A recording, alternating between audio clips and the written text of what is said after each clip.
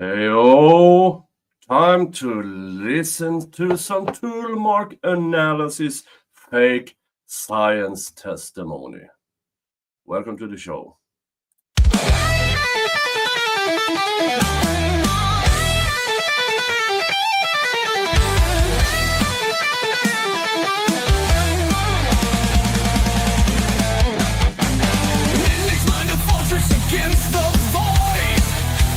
Twisted threads of truth, laughing in the face of chaos, burning knowledge like a ruthless youth.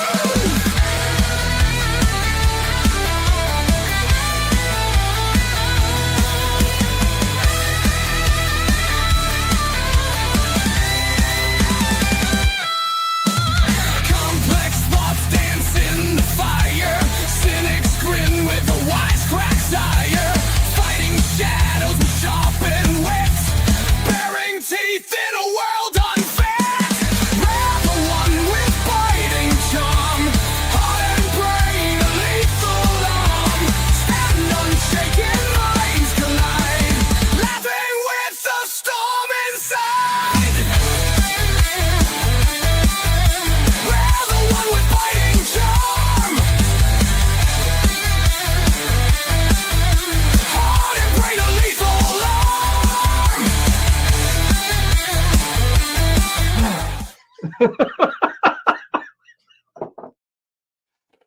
Heyo, folks, and welcome to today. My voice has improved, so I'm taking a stab at it. Well, not the actual stab, but yeah, let's make an attempt of because this Toolmark expert that we're about to listen to. Now, he's a sneaky one. No, not testimonial-wise. I mean, how he portrays what he does as a science by having the majority of what he presents is actual science. And then he tries to switcheroo it into this bullcrap non-science stuff. And if you haven't noticed, my Temu pink shiny shirt. Yeah, best part about this shirt, it's stretch. It's a buffet style shirt. I have stretch pants and I have now a stretch shirt. I can go to any buffet I want. Oh, lots of liquid lubricant. Yeah, I need to keep myself very, very hydrated. Very, very hydrated. Oh, so yeah. Recap. We are going to do Toolmark Science Guy. I watched quite a bit of it, but I had to step away for a few times because, yeah, you all know by now how I feel about the Toolmark analysts and the scam science it is. But this one might be, yeah, folks, let's not screw around with this one. Let's just listen to it. Let me know if sound is okay. Please state your name for the record. My name is Fadil Dirima. First name Fadil. Last name Biramah. Thank you. Sir, can you tell the jury who you work for? Yes, for the Los Angeles Police Department Forensic Science Division. And how long have you worked for LAPD?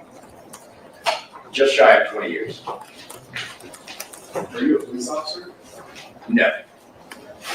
Where do you work within LP? So I'm a civilian employee.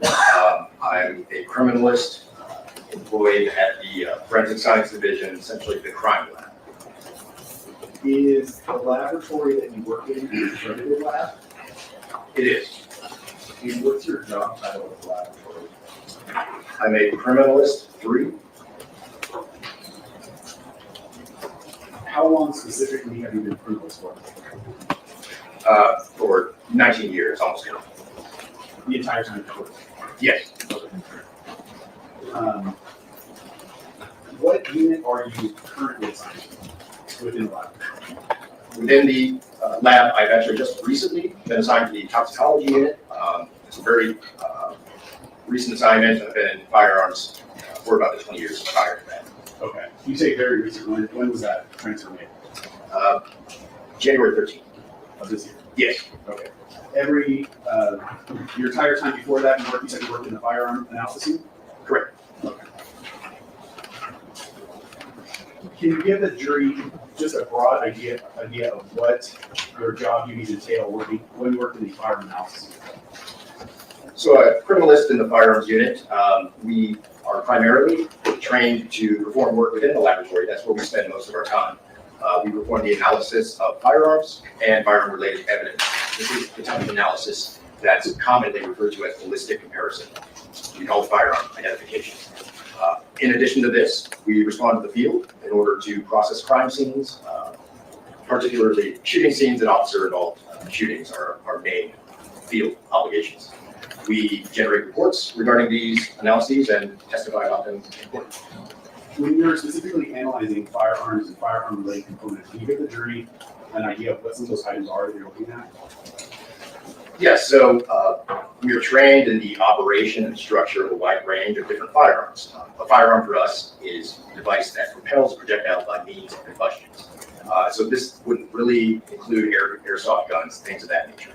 But firearms, which actually fire live cartridges or ammunition, during the discharge process, they will actually cause marks to be impressed onto those ammunition components. So this is a large part of our responsibilities, is to perform the microscopic comparison of fired ammunition components. These can be bullets or cartridge cases, with the aim of determining what types of firearms they might be compatible with, or actually continuing to determine whether two items have been fired in the same firearm or were eliminated as having been fired in the same firearm.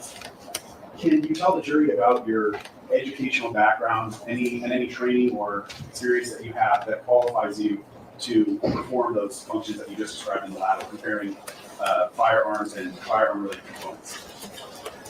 Yes, well, entry-level criminalists have a natural chemistry, natural science background. I have a degree in biochemistry. This prepares you for most of the work in the crime lab, but to perform the analyses in the firearm analysis unit, we complete another lengthy training program. This is the firearm examiner training program. It has a duration of about 2.5 years. It includes lecture, literature review, and live fire exercises. By these means, we learn about the structure and function of ammunition. We learn to operate a wide range of different firearms. And we actually spend about an 18-month period training on microscopes in order to perform the comparison of discharged fire components. I completed that training program in 2009. I spent the following decade as a full-time firearm examiner.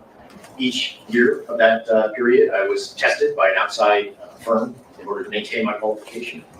I am also certified by the Association of Firearm and Toolmark Examiners. This is the premier professional organization in my field, certified in the area of firearm examination and identification.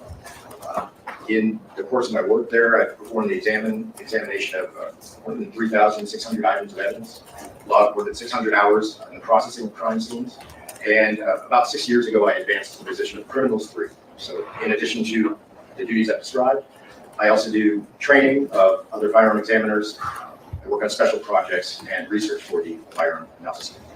Do you continue to attend professional organization meetings to maintain your proficiency?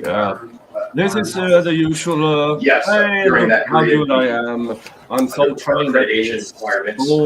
I'm Continuing worked so long at this. So I completed, I believe, about 575 hours of additional coursework outside of the actual department.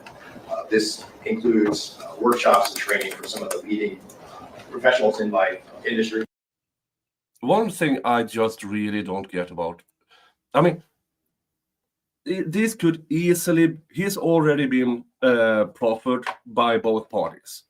The judge could easily tell the jury, the court has concluded that this man is an expert in this area, and then present a CV in paper form. Here is his CV. You can bring this back. Or you just have him read. All this questioning, and this is not just for Toolmark Analysts. It's most, I mean, if you have a cop on the stand in full tactical gear, do we really need to know that he is employed as a cop? I mean, yeah. Are you a police officer? Yeah. Where are you employed? There. Okay. How many years? This many years. What were your primary responsibilities? It's them. Okay. Let's go into the case. As well as certain agencies such as the California Criminalistics Institute, which is operated by the California Department of Justice. You mentioned that you were tested by an outside LAD, right? Yes. Are those commonly called proficiency tests? Yes. And are they required to maintain your accreditation? Yes, the lab is accredited, and requirements for that, you must participate in proficiency testing by approved vendors outside of our actual agency. And are those tests graded? Those proficiency tests? Yes, they're evaluated. And have you successfully completed them? Yes. Approximately how many times do you think you've testified in court about firearm and toolmark identification? I'd say over 60 times. I testified around 75 times in total. That includes testifying about field work as well. Okay. In a general sense, what was the, you were, let's start with, you were assigned as a criminalist in this case, correct? Yes. And what was the task that you were assigned to complete specifically related to this case? I was tasked with the analysis of 2 ammunition components. These are cartridge cases, discharged cartridge cases, or a type of examination that we call type and caliber determination. I'm going to move into a different area. Do you want me to start that? Or? No, it's close enough. We'll break that. Sure. We put it on that. Percent. We go through it. Okay. And then they went to lunch. No? Oh. Is it just jury one or 30? B or D, first letter question. B as in B is right. All right, jurors have left. What do you want to bring up? Not really. The question was asked of objections on the stand. And the questions involved video during the question involved whether or not there was video that was available that would have shown the witness and his girlfriend had that given the time that was involved, the court indicated that they showed up after the video stopped. Right. Mr. Siegel said, the court's saying objection, but I believe I heard Mr. Siegel say, that doesn't mean they didn't have the video. Now, if this is correct. Yeah, this is the prosecutor whining like a little kid again. And this is kind of interesting of what the result of it is later. But yeah, this is fun. Yeah, that's what I said. Okay, so I just asked, again, because of my court hearings, I'm not the best reporter of this, but I just want to ask, if the court reporter can check if that line is in there, because if the jury heard that, if I heard it right, and the jury heard it, then what you think you heard? I thought I heard him say, in reference, that doesn't mean they didn't have the video. Meaning, in essence, that we would have had a video. Hold on, right, but that doesn't mean they didn't have the video. So again, maybe I heard wrong because I don't hear right, but I mentioned it as soon as I heard it, I objected. I couldn't make a speaking objection, so we had to bring it up after the jury was gone. So I just asked the Right, question. so I can understand. The question was, would something, if the video stopped at 11:20, would something that occurred at 11:45 appear on the video that stopped 45 minutes early? It was during one of those couple of questions involving Mr. Resnick. He asked about the victim, he also asked about his girlfriend. I believe it was a question about the girlfriend in the video. All right, can you just look for that? Do you, was that the question? That was the objection. So, can you just look for those words? That's all. Thank you. All right, see everybody one more time. And Mr. Breezy said, Mr. Ibrahima said, we're right here. Okay, period. Yeah, thank you. Yeah, so during the lunch break, court reporter did a transcription of the thing, and I believe we can see it once they are back. Yeah. So let's see if this whining Objection, little... Your Honor, it assumes a fact, not evidence. Overruled. Mr. Siegel then said, it would just mean that they didn't have a video. I then said, overruled, no speaking objection, overruled. And then you said, Your Honor, can the jury? And I said, no editorializing by anybody. Ask another question, Mr. Crusoe. Your Honor, that was a Ta-da! Not picked up by the court reporter, who is actively listening. comment that conveyed to the jury that there was potentially video that they didn't have. It's not just a speaking objection. Of course, basically sustained objection. And what it is No, I said overruled. whether it's All right, so what is it that you want? You are focusing on minutia. Judge, what I want is I want the unethical conduct to stop. Scott, both of you knock it off. Talking about the day one, Judge. He simply cannot stop whining, this prosecutor. He is mentally unable to stop whining. He takes everything as a personal offense. And maybe that is why he's doing such a... He knows he has a crappy case. He knows his evidence is beyond weak.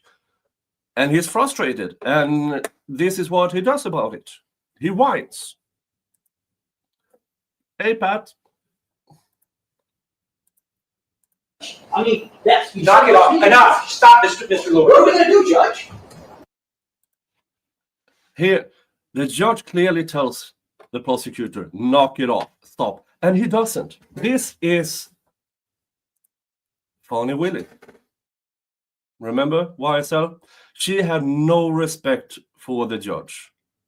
And I believe this judge, even though he does much better than Judge Lanville, I mean, there's no comparison, he actually doesn't put down his foot. Make this kind of behavior from the prosecutor have consequences, actual consequences. And that's a bit saddening. The objection was overruled. You're focusing on minutia. You mean a speaking objection where you work out something for the jury? What do you want me to do?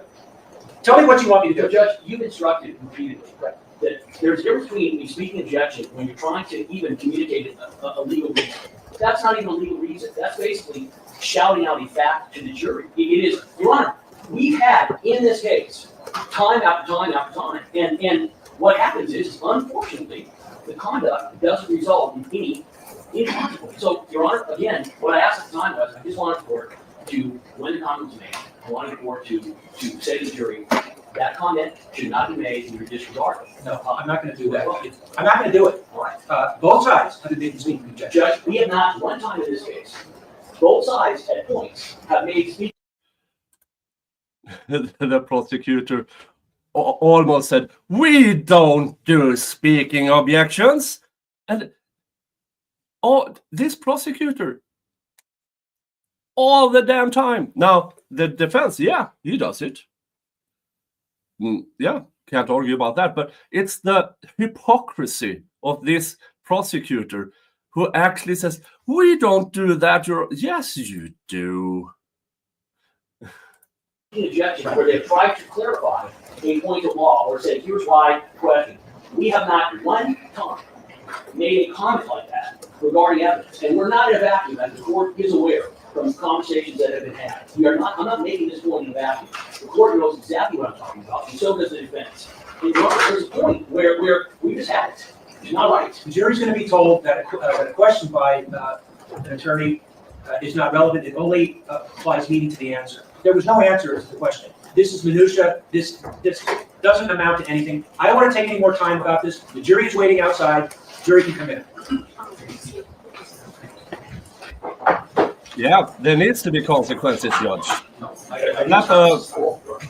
Like the judge in the CNN trial. $100 fine for every time you do this. Pay to a local charity. Yeah, no, that's not my case.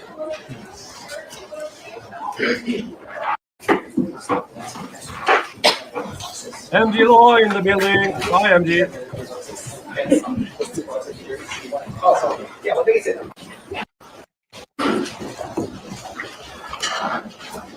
Well, I am playing this in 1.25 speed, so if you think, damn, they are talking fast, yeah, I want to get through this. All right, we are. The up is fined to $1,000 at the end of the trial. Thank you. So when we broke, right before we broke for lunch, you told the jurors about your background and education and training in this area. And I believe you left off, you mentioned that in this case specifically, you were asked to conduct what's called a type and caliber analysis of 2 fired cartridge cases that you looked at in the lab. Is that an accurate summary? Yes. Okay. In order to illustrate some of the topics that you're going to be discussing today, did you create a PowerPoint presentation that addresses the type of exam that you did and illustrates the various terms that are going to come up throughout this examination? I did. Okay. Now I'd asked Mark, my next exhibit, that you need 43 with Mr. Brian's PowerPoint presentation. Can you see it on the screen? This let me turn on your little screen. Let me make it easier.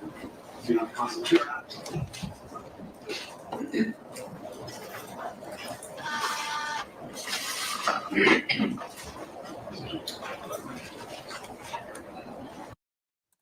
Yeah, and he has a PowerPoint slide. PowerPoint. MG has to be more than $100 per occurrence to make a difference. Needs to be at least 500 each time to make them think twice before doing it. Yeah, I mean $100. Then can I deposit $1,000, Your Honor? Because I have some things I need to say.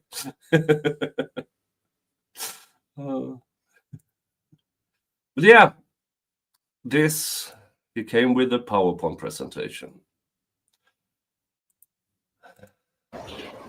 Now, what we are about to see in this PowerPoint presentation here, now 95% of what is bringing up here is how a gun works, which a scientific read through on how a gun works.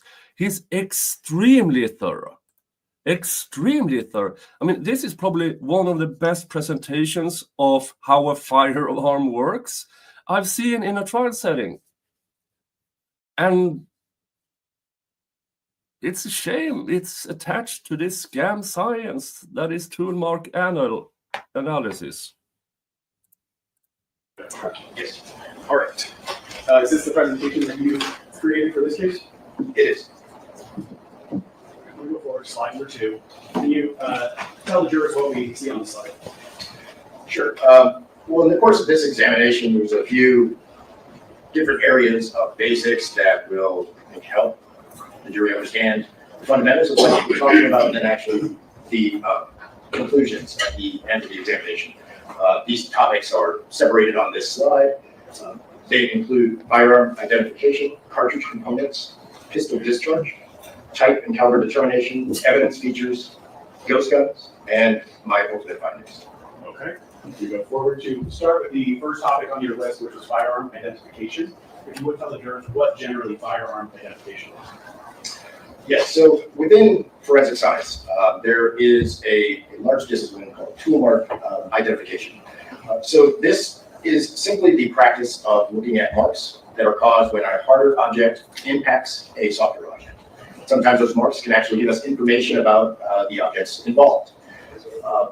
Firearm identification, what most people would call ballistic comparison, is really a subset of toolmark comparison, in which that tool is actually a firearm. You talked about different types of tool marks. Can you discuss that just a little bit more for the jury? What it is that you're looking at when you do a tool mark identification examination? Yes, well, the tool is simply the harder of the two objects in forcible contact. The reason we use that word is because this is often performed using hand tools like chisels or bolt cutters. If they're used in many different types of incidents, property crimes and such, they can leave marks on items that they've come into contact with. Those types of marks vary. There's two different general types. The first is an impression. An impression is straightforward contact between the harder and softer object under pressure. The striation includes that contact, but it also includes lateral motion. So essentially, an impression is a dent, and a striation is a microscopic scrape. Okay. Can you talk to the jurors how this relates specifically to firearms? Yes, well, the discharge of a gun releases immense pressures. It does so quickly that we often don't think about it. The pressure you use to actually inflate a tire is maybe on the order of 35 pounds per square inch. A 9mm Luger cartridge, when it discharges, releases pressures around 35,000 pounds per square inch, or PSI. These are just immense pressures, and they slam ammunition components into the gun. And that's the forcible contact that we're talking about during a firearm identification tool mark generation. You talked about fire ammunition components. Would a cartridge case be, or a cartridge be one of those ammunition components? Yes, a cartridge case is part of a live round of ammunition or a cartridge. That's one of the types of components that we examine. Okay. If you would, I want to talk in more detail about the cartridge specifically and its components. Go on to the next slide. Would you explain to the jury the cartridge? Yes. So a lot of times people will say to fire a gun, you load it with bullets. That's not exactly true. What you need is a round of ammunition, also known as a cartridge. The top left image there, you see an actual photograph of a few cartridges. And in the larger portion of this diagram, there's a simplistic diagram of one round of ammunition. It has a few different parts. The first part is that cartridge case. It's a brass cup that essentially holds all the other components together. Jammed into the mouth of that cartridge case is the bullet. This is the actual projectile that's going to travel from the gun towards the target. Within the cartridge, you'll see some grayish material. This is the propellant or gunpowder. And at the very rear of the cartridge is the primer. This is a small metal cup. It contains some shock-sensitive explosive. When this primer is struck by a portion of the gun, called the firing pin, it explodes, causes the powder to burn very rapidly. At this point, the cartridge sort of functions like a champagne bottle being popped. The bullet is going to leave the cartridge, like the cork from a champagne bottle. The cartridge case, that brass cup, is going to remain in the firearm at least for a period of time. Okay. Moving on to the next slide. Can you explain to the jurors the different parts that we see here in slide number 10? Yes, slide 11. Sorry, No problem. It essentially is just showing you another depiction of what we just spoke about. So here we have two live cartridges on the outside of this photograph. Each of those is ready to actually be loaded and fired. Just inward from those, you'll see two cartridges of the same types, which I've actually pulled apart. So here you can see at the bottom, there is the cartridge case, that gold-colored round item with the writing on it that's facing us. The primer is in the center of that. The grayish or black powder material there is the propellant. That's actually going to give the discharge its pressure. And at the very top of the center of the photo are two different bullets. These are typically going to be copper wrapped around a heavy lead core, and that's the projectile that travels through the barrel towards the target. Okay, now that we understand the components of the cartridge, I want you to explain to the jurors the discharge process, if you would. Let me get to the next slide. Can you describe for the jurors what we see here?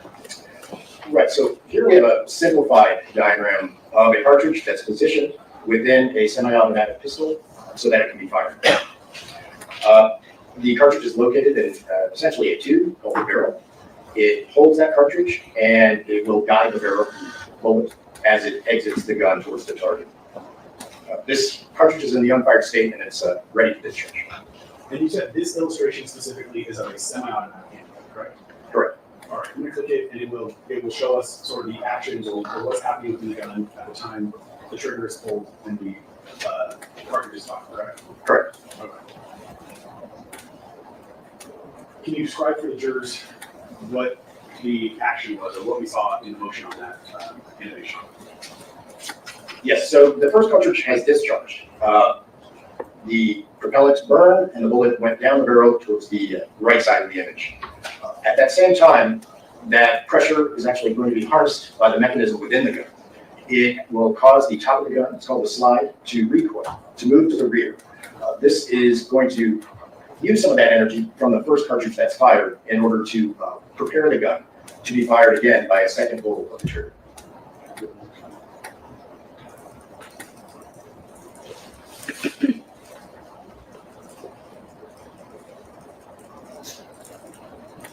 Okay. Would you describe the kind of bluish tinted area that we see in the handle of the gun there? Yes, so that's depicting what's called a magazine. This component will actually be inserted inside the grip of this type of firearm. Magazine holds rounds of ammunition, stores them within the gun until they're ready to be fired. Essentially, it works like a Pez dispenser, if you're familiar with that, without the plastic head. So it's a box, it's got a spring in the bottom, and it pushes the cartridges towards the top. When the first cartridge fires, the top of that gun reciprocates, and you saw it move. This allows the gun to first remove the expended cartridge case from the chamber where a live cartridge needs to be positioned to fire a second time. It reloads that chamber with the top cartridge that's in the magazine, and it also resets the internal mechanism of that gun. When we say that a gun is semi-automatic, that specifically means that every time you pull the trigger, one cartridge is fired. It's going to function like an index bottle. I can pull the trigger all day, no more ammunition is going to be expended. So that is semi-automatic, as opposed to full automatic would function like an aerosol can. I hold the trigger and it will continue firing until the source of ammunition is depleted. When you talk about the expended cartridge, that's the piece of the cartridge case that's left in the gun after the bullet comes out for what would be essentially a fraction of a second, correct? Yes, that's the cartridge case. That's the brass cup. It's depicted in gold color on these particular diagrams. And that is the part that will be expended and ejected from the chamber. How does that happen? How does it eject out of the gun? Again, this is one of the functions that the mechanism is doing when it harnesses that energy. After discharge, there's a small hook in the gun called an extractor. It's going to pull that cartridge case out of the chamber rearward from the barrel. It's going to hit another implement called the ejector. At that point, it's going to be flipped out of the gun. It essentially will appear like if you flipped a quarter as hard as you could towards your right shoulder. So that expended cartridge case will be cleared from the gun and remain in the vicinity to do it. And is that action that you just described consistent among all semi-automatic firearms? Yes, to fire a semi-automatic gun, such as depicted here, more than once, you will have to clear the chamber of that expended cartridge case. It's a necessity to fire multiple times. We've covered this a couple of times, so if you would just briefly talk about what the distinction between that action would be versus a revolver. So a revolver uses a different mechanism. You may have seen these in Western type movies. Rather than having a magazine and a single chamber, there's a part called a cylinder. This is a cylindrical component that can be loaded with a number of cartridges. That component will then be rotated, bringing each cartridge in line with the barrel one by one, so that each can be fired. After that cartridge is fired, the cartridge case in a revolver will remain in the chamber of that cylinder until it is manually extracted and ejected from the gun. Okay. We move on to the barrel of the gun. When you talk about what happens in the barrel when the gun is discharged. Right, so this is the portion of the gun that's most interesting to a firearm examiner during discharge. So I just enlarged that to the barrel. The rear part, you can see it's specifically made to accept that cartridge. That's the chamber. The entire device runs off pressure. So the rear of that barrel has to be closed off. This will be accomplished by a surface that's called the breech face. It's illustrated here in that bluish green color. In the center of that breech face, there is a hole or a channel that allows the firing pin to protrude and strike the cartridge and initiate the discharge. Now, specifically with the examination you did in this case, would you agree that a lot of the information that we're looking at comes from that area around where the breech face, the aperture, and the firing pin are? Yes, a great deal of the information for cartridge cases in general, and in this examination in particular, will come from that portion of the firearm. Because it's important to this examination, would you just highlight with the finger exactly where those three different features are? The breech face, the aperture, and the firing pin? Sure. So the breech face is going to be the forward surface of this blue block that's simplified for the purposes of the diagram. You'll see this channel that's meant to depict an opening in this solid breech face. The very opening forward portion of that channel is called the firing pin aperture.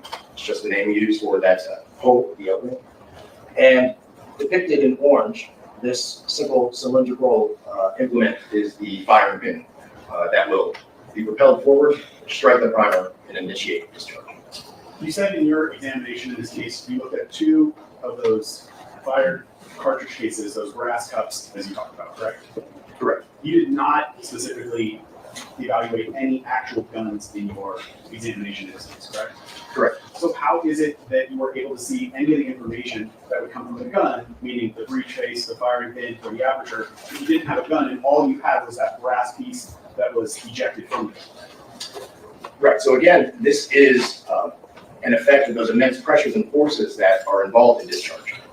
Someone about my size stepped on a soda can, and the soda can, I believe, is about 5 pounds per square inch. You can imagine that surface of the street could then cause dents into that soda can. Here we're talking about pressures in the order of 35,000 pounds per square inch. These are acting on surfaces of a cartridge case, which are not much harder or much different than you might find in the soda can. This allows just huge amounts of information to be imprinted into the material of the cartridge case, allowing type and caliber determinations to occur, giving it a job. Okay. Look forward to the actual discharge process. Can you describe what we see on slide 19? Sure. So it is depicted that firing pin coming forward, slamming into the primer, initiating discharge. Once that bullet has moved to the end of the tip of my finger, it is moving at the speed of a commercial jet, and it's rotating now at maybe 60,000 to 80,000 rotations per minute. So a great deal of energy has been released. The bullet's on its way out of the gun through the barrel, and pressure is slamming that cartridge case into the surfaces of the gun.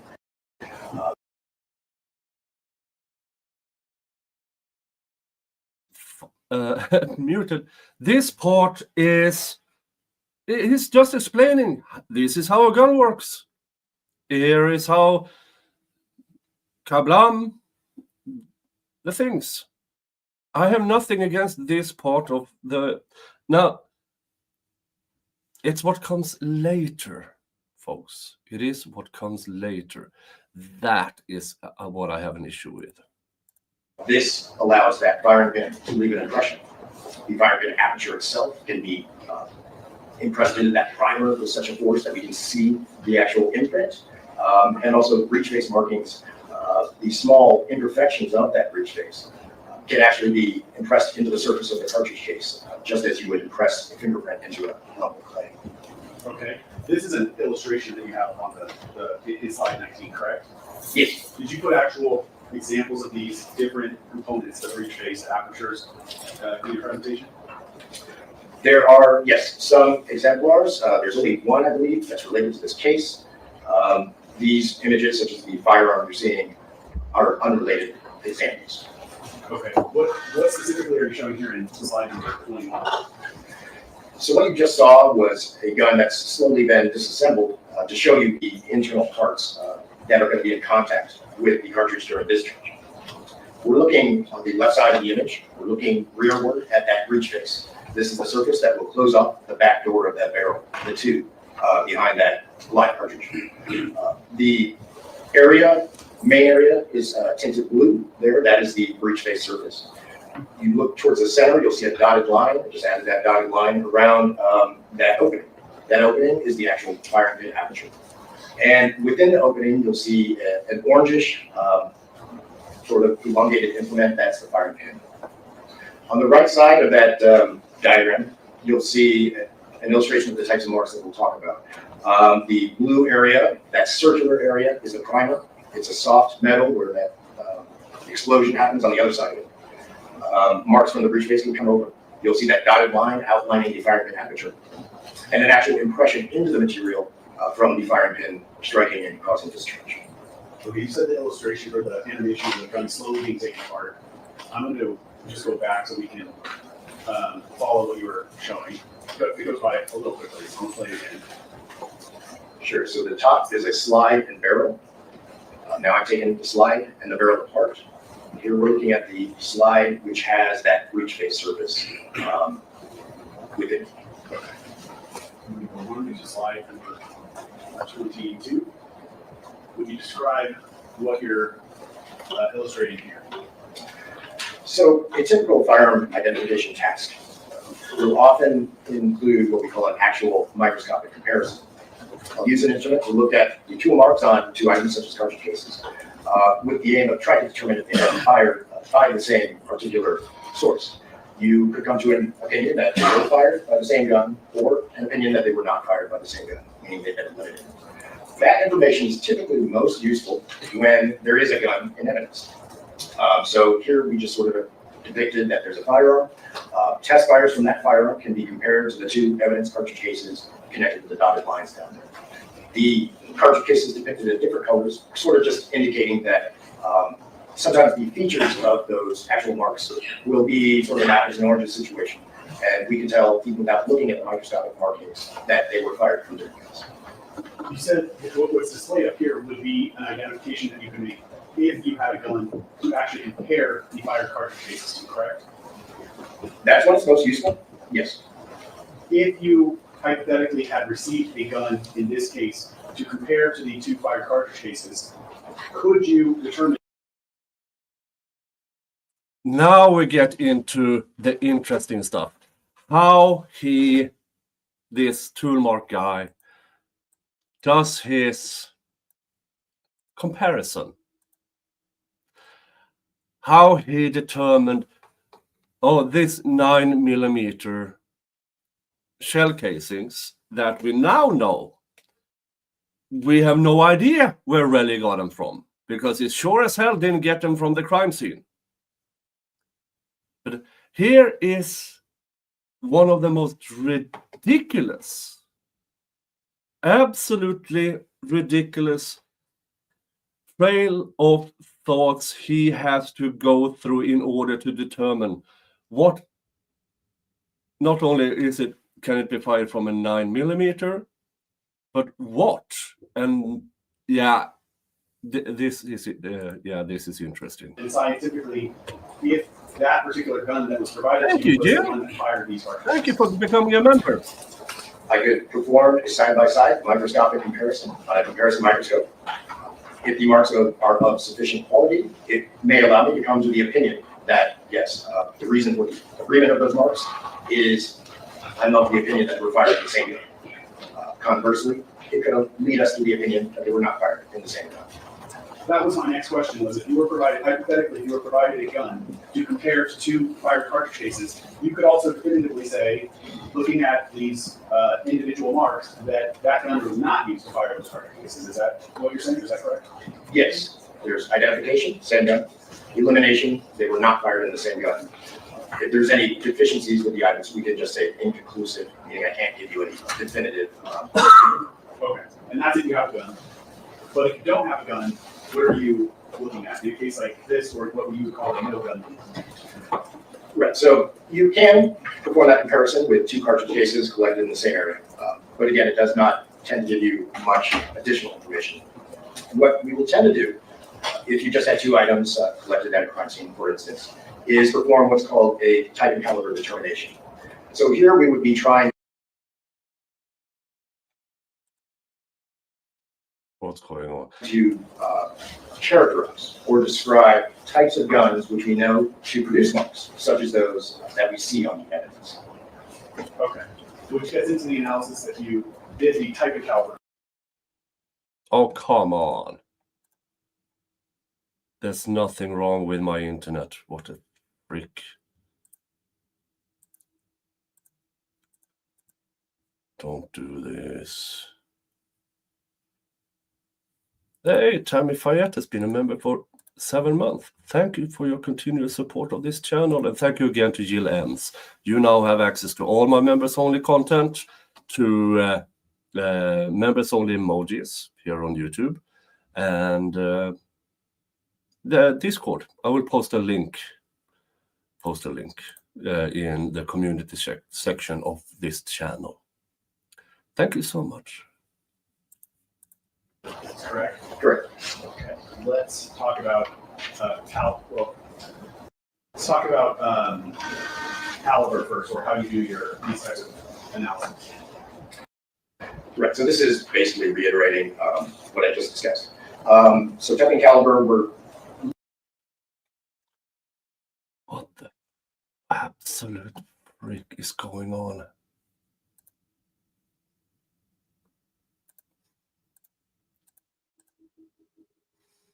leaning towards trying to determine two different. Oh, hello. Sally Pot Secrets became a member. Thank you. Now, you also have access to my members-only content, your own emojis, and my Discord. Which gets our member count today to new members too. Dun dun da. Thank you. Chinese have cut another cable. Yeah. Groups of information. First, the caliber, the specific type of ammunition, the size of ammunition that the unknown gun is intended to fire. And then we will actually look at the marks on the exhibit to see if we can begin to list some brands of firearms which we know to produce similar marks. Okay, when you're looking at fired cartridge cases, is it difficult to determine what the caliber is? Cartridge cases, it is not so difficult.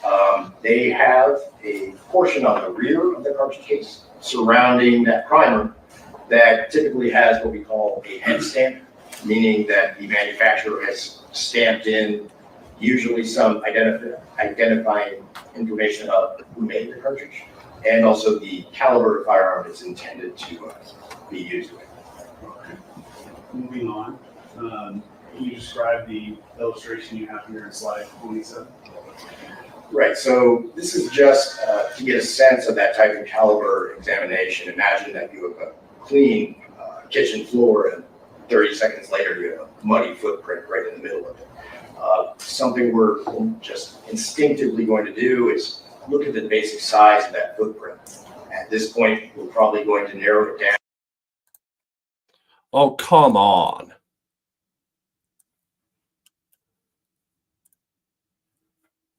What the actual freak is going on? I have to check. Activity. No, there's nothing here. 17% of my memory, 11% CPU. Let me check.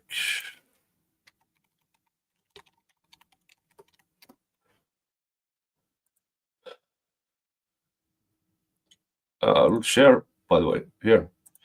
I'm checking my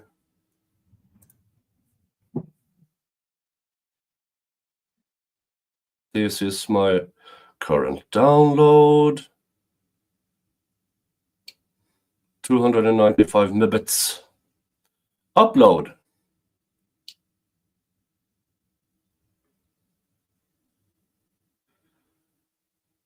$493 megabits. That's a bit, 11.55 milliseconds. There's nothing here that says my internet is bad. So I assume this is between StreamYard and YouTube. Again, this is not the first time in history those who decides to be not. Yeah, I'm using Chrome, but it shouldn't matter.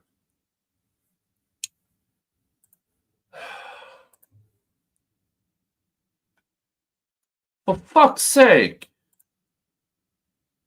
All right, folks, I'm doing a restart. Something's off here. Maybe that will help.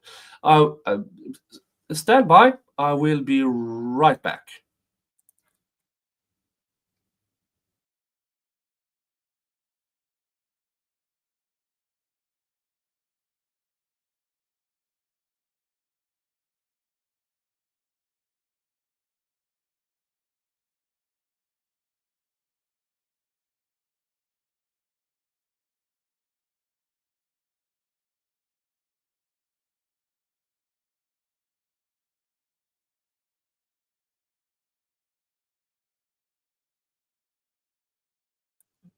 And I'm back. Let's see.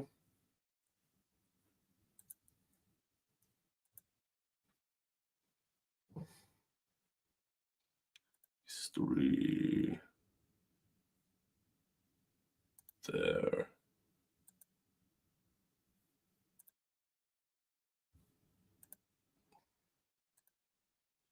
Dun dun dun.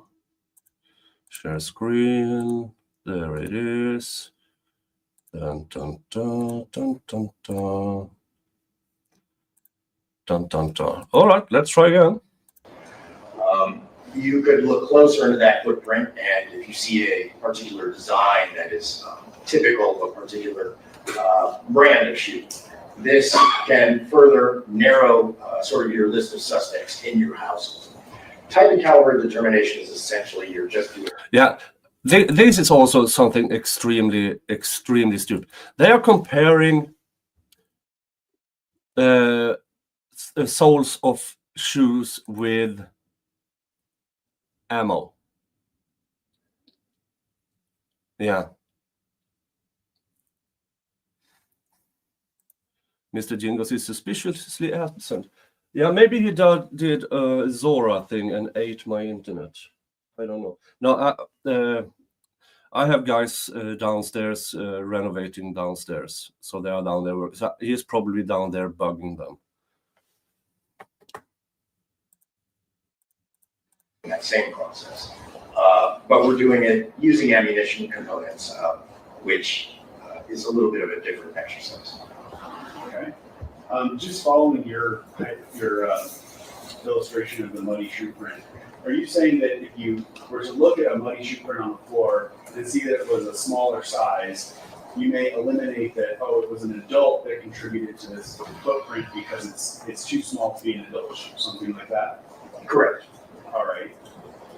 And then if you have multiple children in your household, are you saying you could look at the pattern of the muddy footprint and say if my son wears Converse but my daughter wears Reeboks? Yeah, this is such a stupid comparison, because if all your kids have different shoes, yeah, it's easy. If they have same size shoes, still not an issue. You still have the weight distribution and everything, and they might have different type of shoes. But if everybody is wearing a size 9 exact make and model, then you go into the lesser. But those are huge marks. Now, here in this case, we are talking about microscopic things. Yeah, it's so stupid. That you could eliminate one just based on the pattern that you see in the mud. Right, and you're using patterns that are common to other Converse shoes out there. You aren't linking it to one particular shoe, but you're able to sort out this list of limited suspects. So if you have 3 kids and 2 of them were Converse and one of them wore Reeboks, you could eliminate the Reeboks, but you wouldn't be able to distinguish between the 2 Converse. Is that kind of what you're saying? Right, you've narrowed it to 2 potential culprits and eliminated one. Okay. Let's go on to talking about caliber with cartridges. Okay, so caliber is another term that people pick up from movies and TV, but it has a specific meaning. So if you were to pick up a flashlight in one aisle of a store and a battery in another aisle, you're going to select the proper compatible items based on that size system. For instance, you're going to pick a AA battery. It allows you to match up the right battery with the right flashlight. Caliber is a similar system for ammunition. It's a matchmaking system that allows us to put the right ammunition into the right type of firearm. So saying a gun is of a particular caliber is like saying a battery is of a AA size. Okay. Going on, are there common calibers that you see in your laboratory?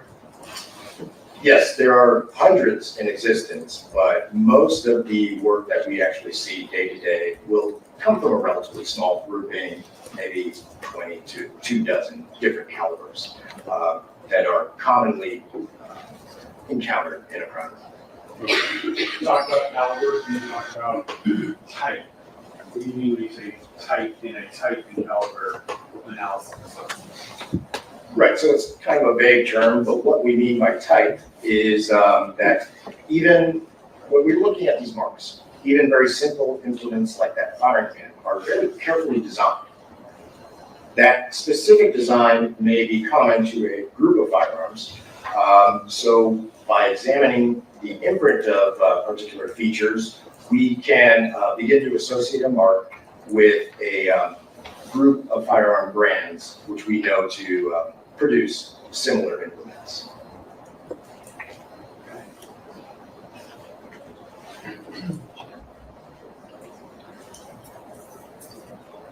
Can you describe the different, well, describe first what a class characteristic is and then what the different class characteristics are when you're talking about cartridges.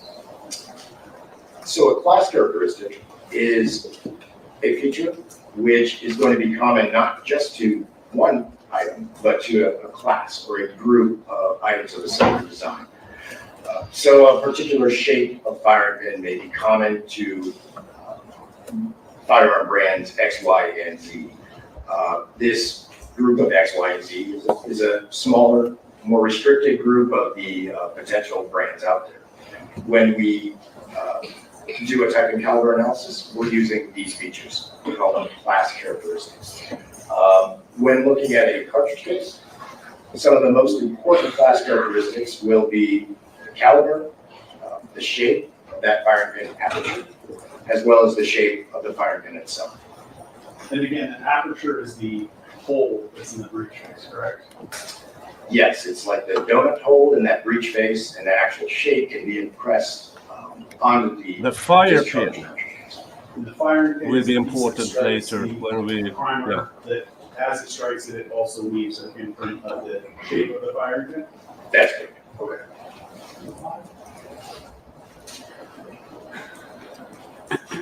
Can you talk about the class characteristics you see up here? So this is just sort of illustrating that process of narrowing our candidates. So we begin with the caliber. At the bottom left, this is just an image of a cartridge from the laboratory. You'll see at the center that circle is the primer, and you'll see writing impressed into the outside of that primer. That's called a headstand. It's placed there by the cartridge manufacturer. And simply by reading this headstand, also comparing the basic dimensions of that cartridge case, we can determine the caliber of the cartridge. So this particular one is a caliber called 9mm Luger. Okay, the next class characteristic. what gave it away? Again, The to writing describe on the that shell casing? hypothetical firing pin aperture. This is a laboratory gun. We're looking at that breech face. The dark circle in the center is that hole, the firing pin aperture. The firing pin is going to protrude from that hole upon discharge. And the shape of that hole may vary. Some of the shapes that we commonly run into would be round, which is pretty generic. A rectangular shape, or sometimes even a teardrop shaped aperture. Now, when you talked about caliber, to the right of the word caliber there's 5 boxes that each have a number and some letters below it. Are those common calibers of cartridge cases that you see? Right, so this You're is just just waiting to see illustrating how he's hypothetical, narrowing this down. but You will these be are amazed. 5 different common calibers. They usually have a very specific name that can be shortened and placed onto a cartridge headset. So a fire cartridge that you'll see will have a caliber associated to it, correct? Yes, And then it will have the aperture shape, which will be is more than likely to be one of those 3 shapes that you have listed up there, correct? very commonly, yes. Okay.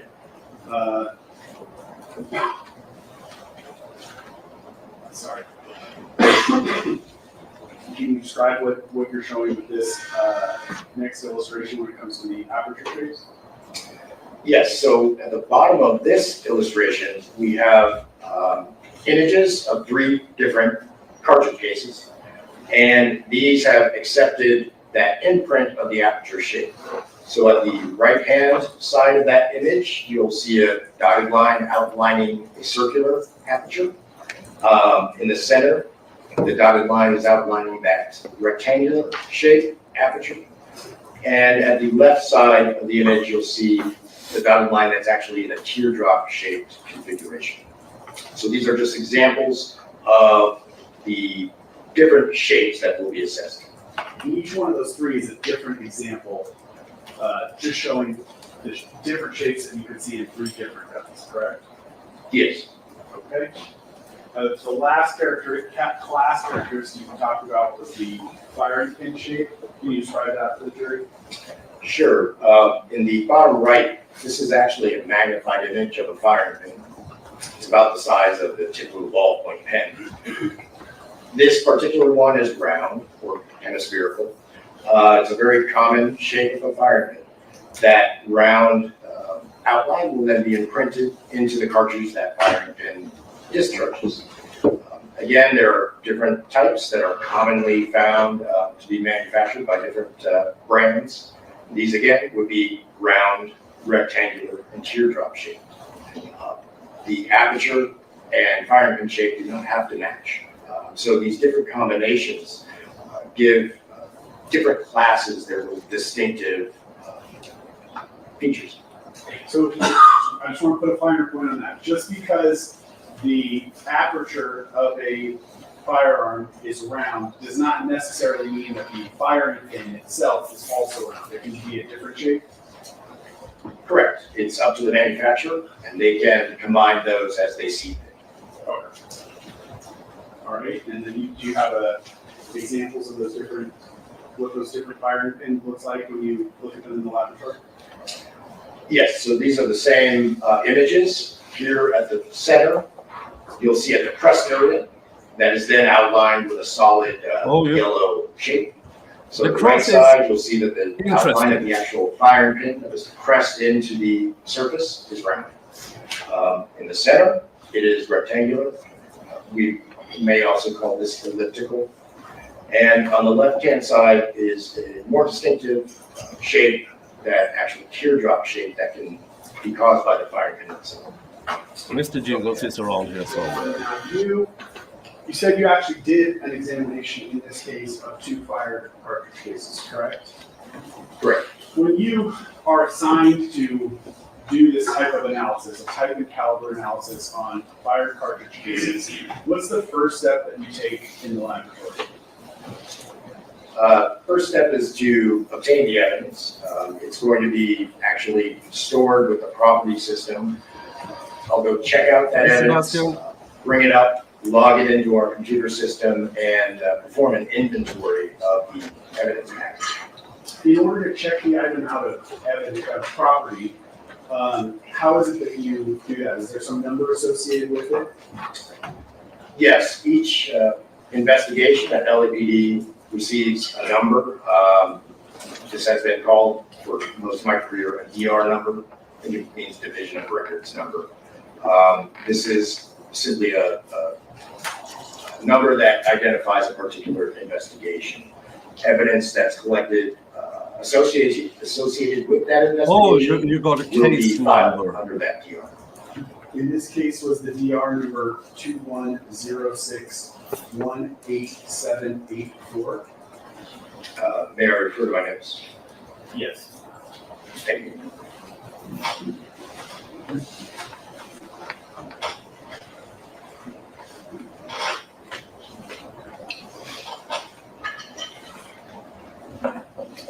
Yes, 2106-18783. All right. When you went to property division, did you obtain the envelope that we see here that was previously marked People's 32? And let me. How about a bet? Do you think they will handle the evidence with gloves or without gloves? Press 1 for with gloves or 2 for without gloves. Yes, this is the envelope that I received. Okay, and how is it that you recall that this was the specific envelope you received? It bears the DR number as well as the number 1, meaning it is item number 1 booked to that DR number. On the back side of the envelope, it has my initials, my stylized initials, my serial number, as well as the date that I opened the package. Okay, I see it. What I have frozen up on the screen there, is that the front side of the envelope? Yes, And putting up the back side, are these the initials that you were referring to? yes, All right. Get out the smaller envelope. I'm going to show you the back side of the smaller envelope. We need to approach the tapes and screen it, let me know, but did you receive this smaller envelope as well when you did your examination? yes, it bears my stylized initials and information. Are they up here just below the tape? Yes, that's where I marked the envelope when I opened it. Okay. Then lastly, we take the 2 items out of the smaller envelope. Here. Without gloves. Now these have been thoroughly tested, but still, the optics of it. Please, for the love of the holy whatevers, when handling evidence in court, show respect for the evidence. Use gloves. Can approach with these, you tell us if these are the. Yeah, I heard that. This is, yeah, this prosecutor, I think this is, he might have his second case, and it is, which leads, yeah, I mean, that explains much of this prosecution. On his table a few years ago landed this case, a celebrity, allegedly involved in a shooting. Wow, now he can make a name of himself. Yeah, I don't think this case puts much into his on the positive side of experience, since I mean, after Relly left the stand, he should have simply dismissed it. Judge, with this witness, we don't feel comfortable in reaching a guilty verdict beyond a reasonable doubt, because our main witness turns out to be a lying liar who lies.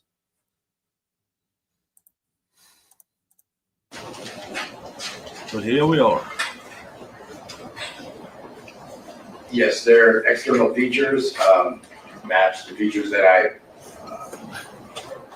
documented. And there are also engravings on the inside of the actual cartridge case.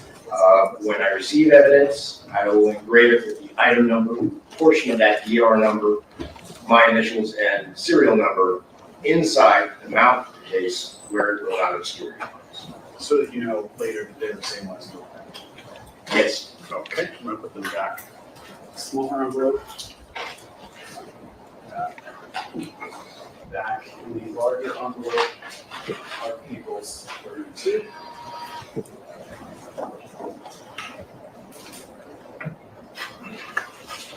So after you received that envelope and those specific cartridge cases, what's the next step that you take in your examination process? So the next step is going to be filling out some worksheets with the basic observations and features that are observable on those items. Both of these were booked as item 1, so I did designate one of the two as item 1A, the other as 1B.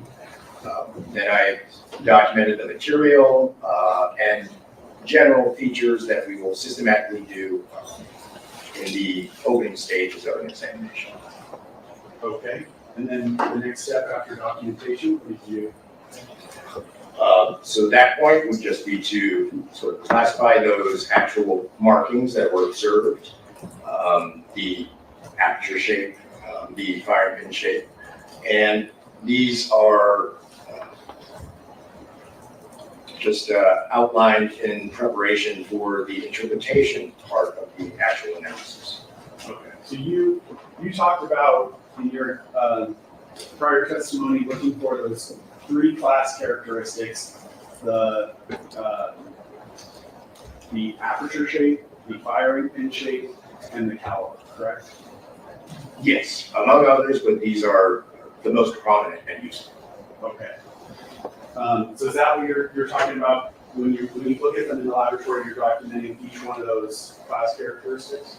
Yes. All right. So let me go back to your presentation here. Now you're going to start talking about the specifics of this case, correct? Correct. All right.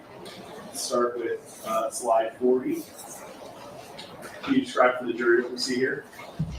Yes, so the photo at the right side of this this slide is a digital image that is from the computer database system. It's called NIBIN, N-I-B-I-N.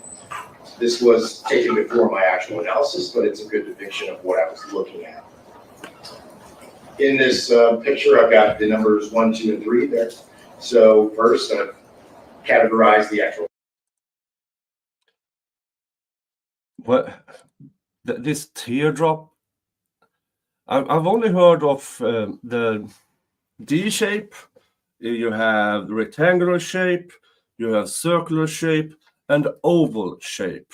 Those are the things I knew. I never knew about this so-called teardrop shape. But apparently, that's it. Where the pin strikes compared, Caliber. It is a 9 Luger caliber cartridge. Looking at the imprint on this of the aperture, I classified that as teardrop shaped.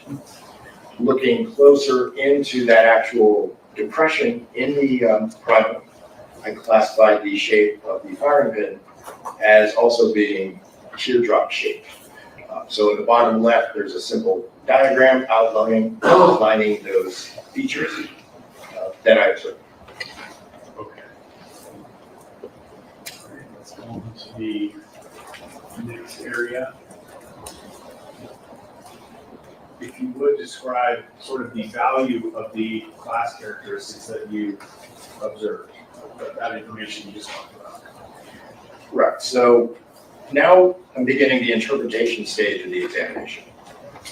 That first stage, here illustrated on the first line next to the one, is the determination of caliber. That was 9mm Luger. This is very common. In our lab, it's the most common caliber that we run into.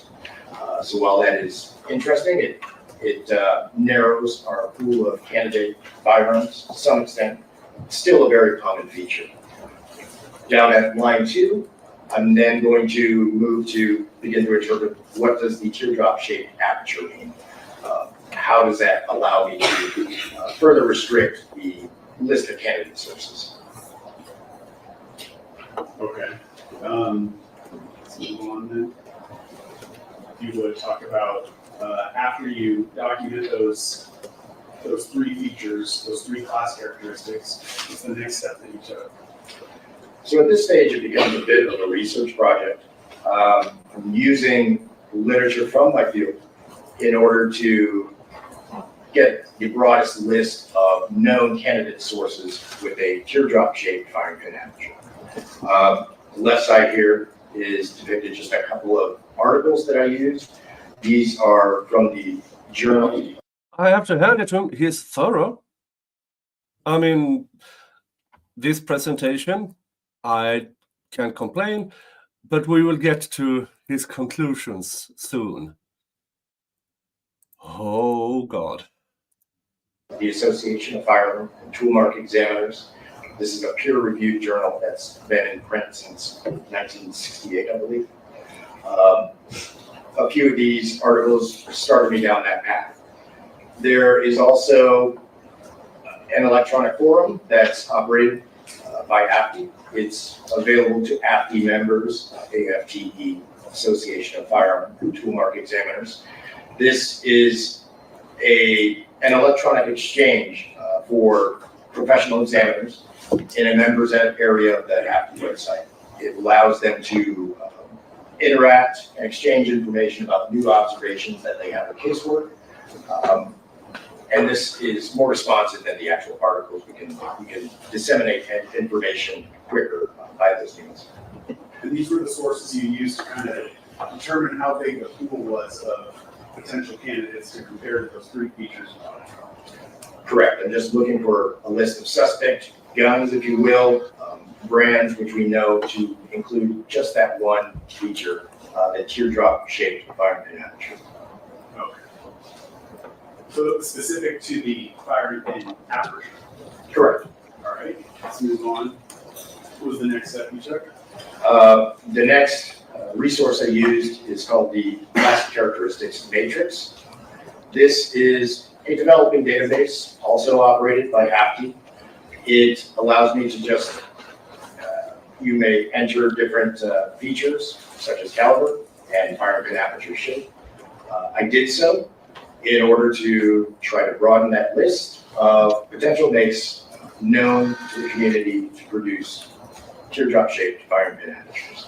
Okay, after looking at those resources, what did you determine was the potential list of firearm manufacturers that could have contributed to that aperture shape? Right, so from all the manufacturers operating, the list that is known to me as a result of consulting these sources comes down to just a list of about 5 different manufacturers. So we've narrowed that candidate group considerably just using that one feature. These images there are logos for images depicting those 5 sources. Okay, so you went from 9mm, very common source, to now whittling it down to 5 manufacturers, just with the aperture shape, correct? That's correct. Okay.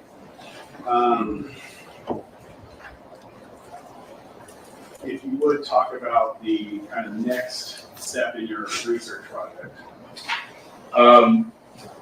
So moving from the aperture now to the actual firing pin.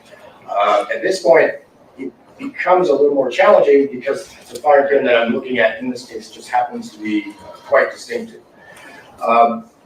Fortunately, several months before the occurrence date of this case, I initiated a project where I collected samples from firearms that were coming through the firearm unit.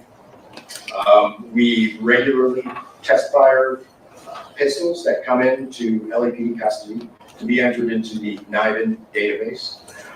I collected 229 different firearms examples, and these are specifically what we call ghost guns.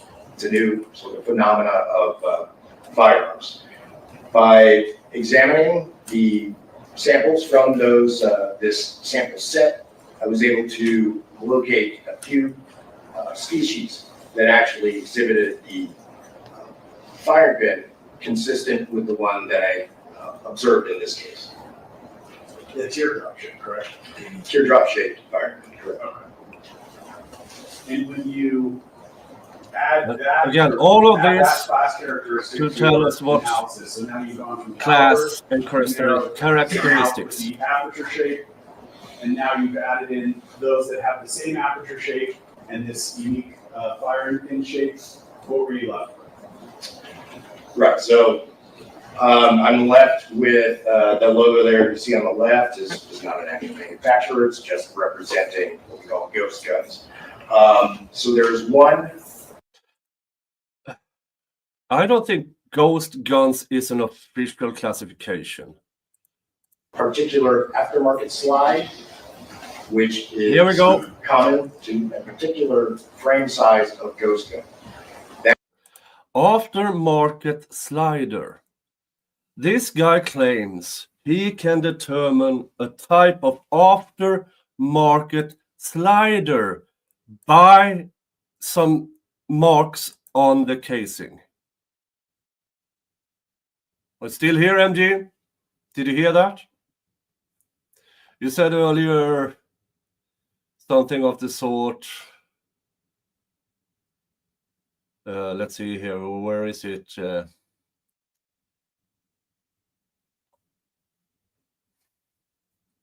Yeah, I don't remember his exact words, but yeah,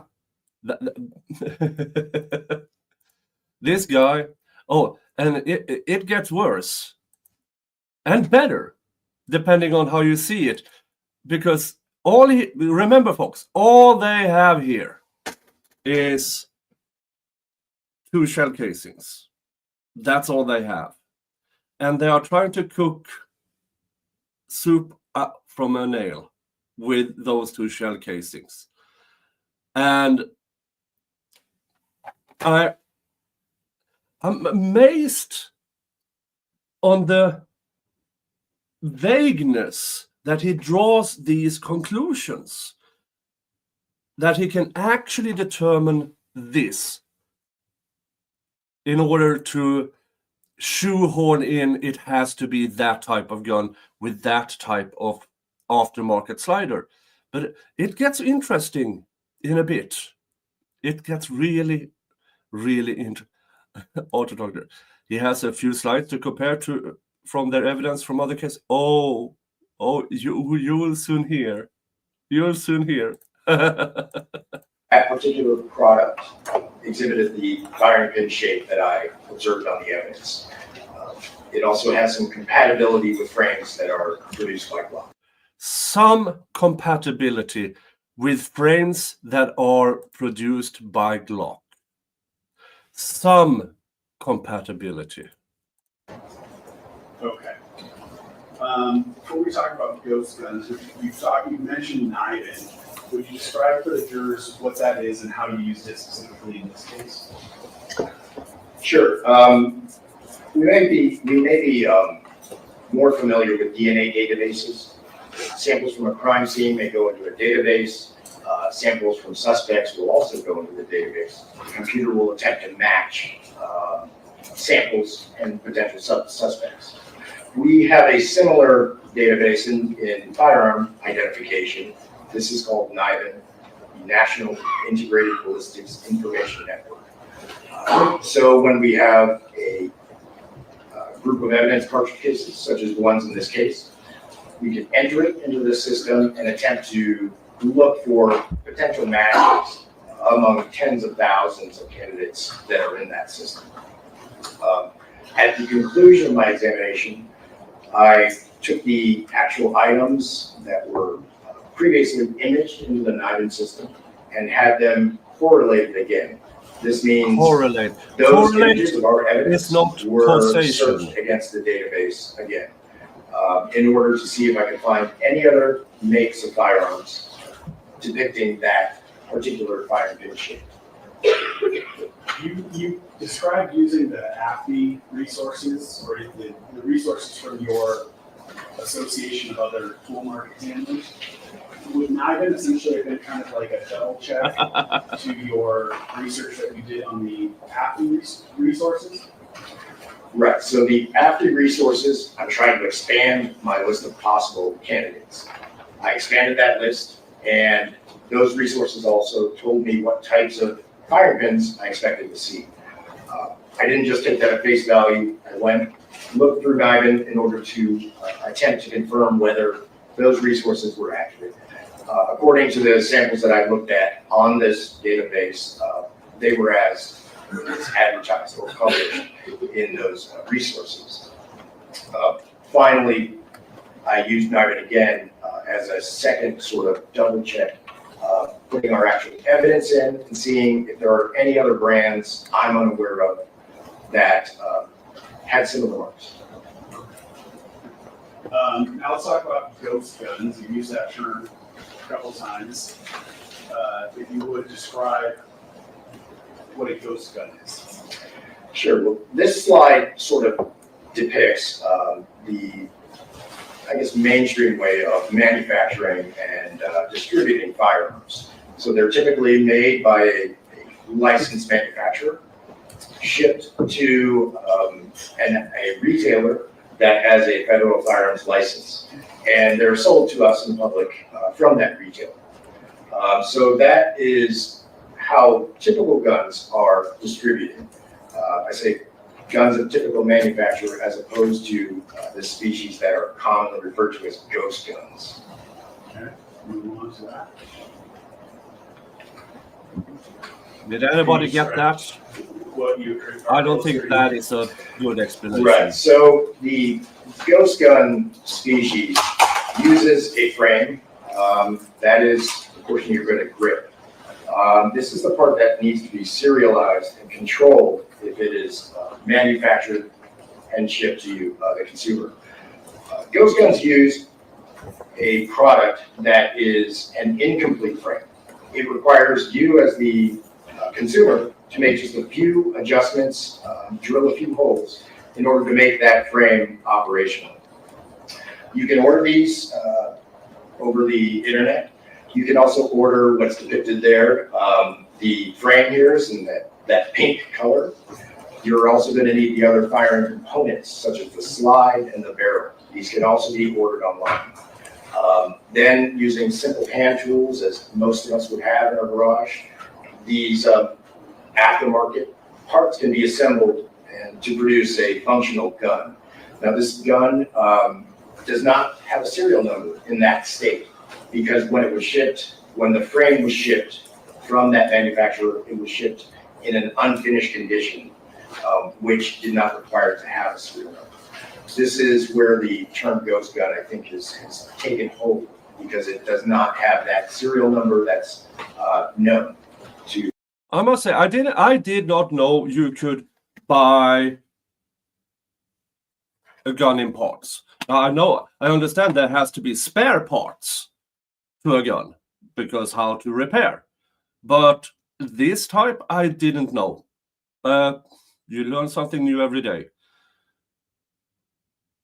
So that is what he claims is a ghost gun.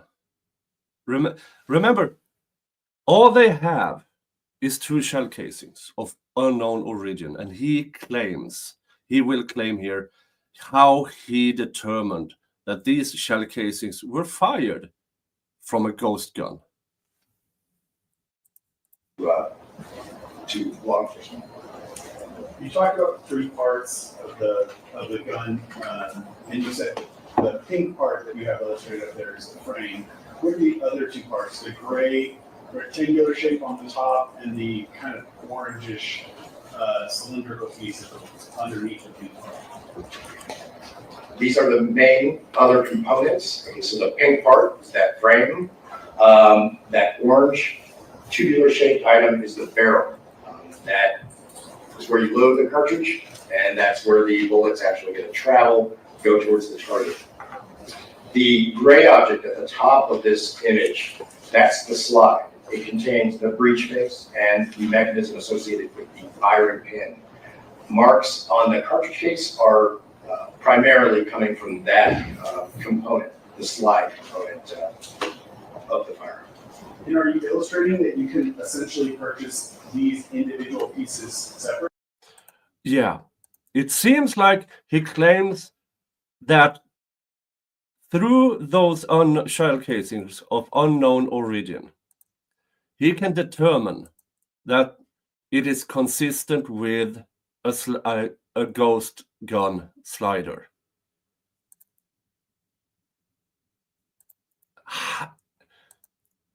Yeah, that's a new one. So you could just buy a frame, you just wanted the frame? Correct. You could buy the kit that can be used to produce a frame, and then the other components can be purchased separately from various retailers. Okay. If you already have a working firearm, but you want to. Oh, thank you, Amos. Amos says the feds changed the definition of ghost guns to include guns with the serials removed, so they could fluff the crime stats using ghost guns to push to make the regular ones illegal too. Yeah. To exchange a piece like the slide. And as a side note, over here in Sweden, semi-automatic guns legal. You have to have a license for them though. AR-15 type guns also legal. You need a license for them. I will do a video about this later. The Risbergska school massacre earlier this week. None of the guns were of an AR-15 type. The government's response: we have to ban AR-15 type guns. Can't make this shit up. Frame, can you do that by removing a piece and then adding an aftermarket piece? Yes, you can. Just like my car has a license plate, it's licensed. I can change the rims on my car. I can buy aftermarket ones and slap it on there. That's what we're essentially allowed to do with these components of the gun, outside of the frame itself. Okay. I think you already described they can be simple using hand tools. What are you illustrating here in slide number 5? So this just illustrates a couple actual products that are out there for privately made firearms. Is one of the terms the slang is goes with. These products Privately made. Yeah. show some tooling that can be used to actually complete the manufacture and make the kit, which is sold into a functional frame that can be joined with a aftermarket slide and used as firearm. You said there's 2 brands that are illustrated up there. What are the 2 brands? These are 2 very common brands. One is at the bottom center is Polymer 80 with the P80 logo. There is another brand, the firearm is marketed as an SS80, and that's depicted in the top right portion of the slide. Okay. All right, moving on. Would you discuss kind of the manufacture or the features of some of these ghost guns? Right, so this image is depicting the fact that these kits are produced to mimic a typical gun that's already in mainstream production. So there are 2 actual models here that are listed there. On the left-hand side, there's a SS80 is one. There's a PF9SS, that's another. These 2 particular ghost gun frames are compatible with a particular model of Glock, and that Glock is called a Glock 43. So they are made to be sort of imitation frames of that Glock, and they're compatible with those aftermarket parts which are also compatible with that particular model of mainstream manufactured Glock pistol. So when you were first explaining to us Nope, they have no receipts that what kind of ASAP word is bought what a ghost gun gun is, parts. you contrasted that to a gun that came from a licensed. And remember, they have his bank records, Yes. Would the phone Glock records, 43 everything. being produced by the Glock firearm company, would that be what you're talking about as being produced by a mainstream licensed manufacturer? Yes, And the ones that you have listed here on the left, the Polymer 80 DF9SS and the Glock Sword SS80, would those be the ghost gun versions of a Glock 43? correct. These are the privately made firearm or ghost gun versions of the frame of a Glock. Made to mimic a Glock 43? Yes. Okay.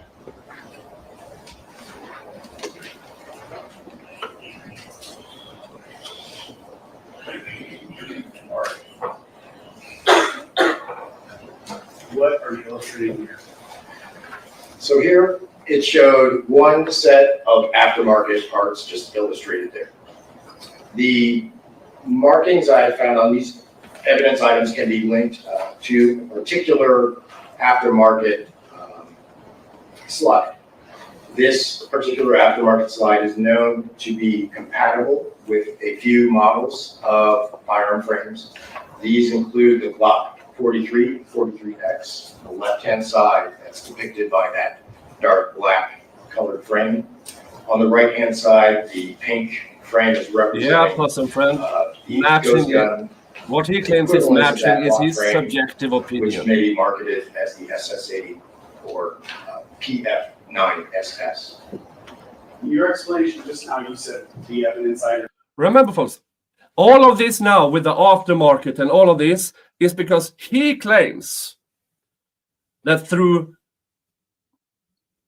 a few markings on the shell casings, two shell casings of unknown origin, tells him that it is aftermarket slider. Yeah, actually haven't said it matched, but in his conclusion or compatible. I mean, it's so vague language overall, but this might come back to bite him. We will see. That you examined. Are you talking about these cartridge cases that were item 1 in that exhibit People's 32? That's it. Okay, and you're saying that the Okay, I have to speed this up because in an hour I will be joining Laid Back Raw. characteristics, that it was 9mm, that it had a teardrop shaped aperture and a teardrop shaped firing pin impression. Those are the characteristics we're using to narrow it down to these 4 types of firearms? Yes, that grouping of class characteristics is known to me through those resources. I've only been able to associate it with this one particular aftermarket slide. And this aftermarket slide is compatible just with a few styles of guns. The known brands and models are listed there. Those 4, right? Yes. Okay. Well, let's talk about your finding, which is included to your analysis.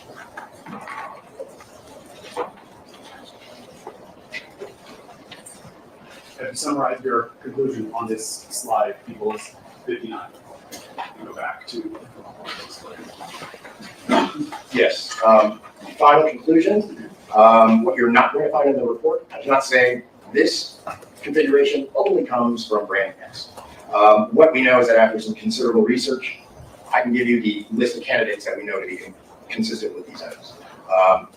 While these are consistent, we cannot really say that these are the only ones which will ever be manufactured with those general features.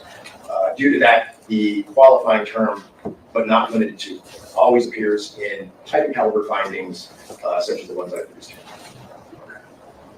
So why, again, did you put that qualifying statement in your analysis? Because, correct me if I'm wrong, but you stated 9mm is a very common caliber, correct? Yes. But at the end of your type and caliber analysis, you really narrowed it down to those 3 features were only really typical of 4 different firearms that you have seen come through your laboratory, through your research on the app resources, and cross-comparing that with NIBIN.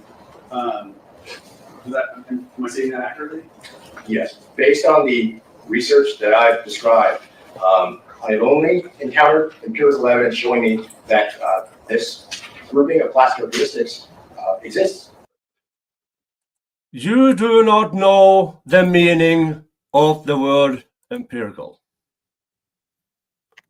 Listen to what the jackass is Research saying. that I've described, I have only encountered empirical evidence showing me that this Empirical evidence showing me that grouping of class characteristics exists as a consequence of that particular aftermarket slide.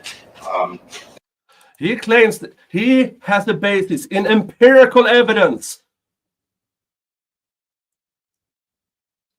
on this particular aftermarket.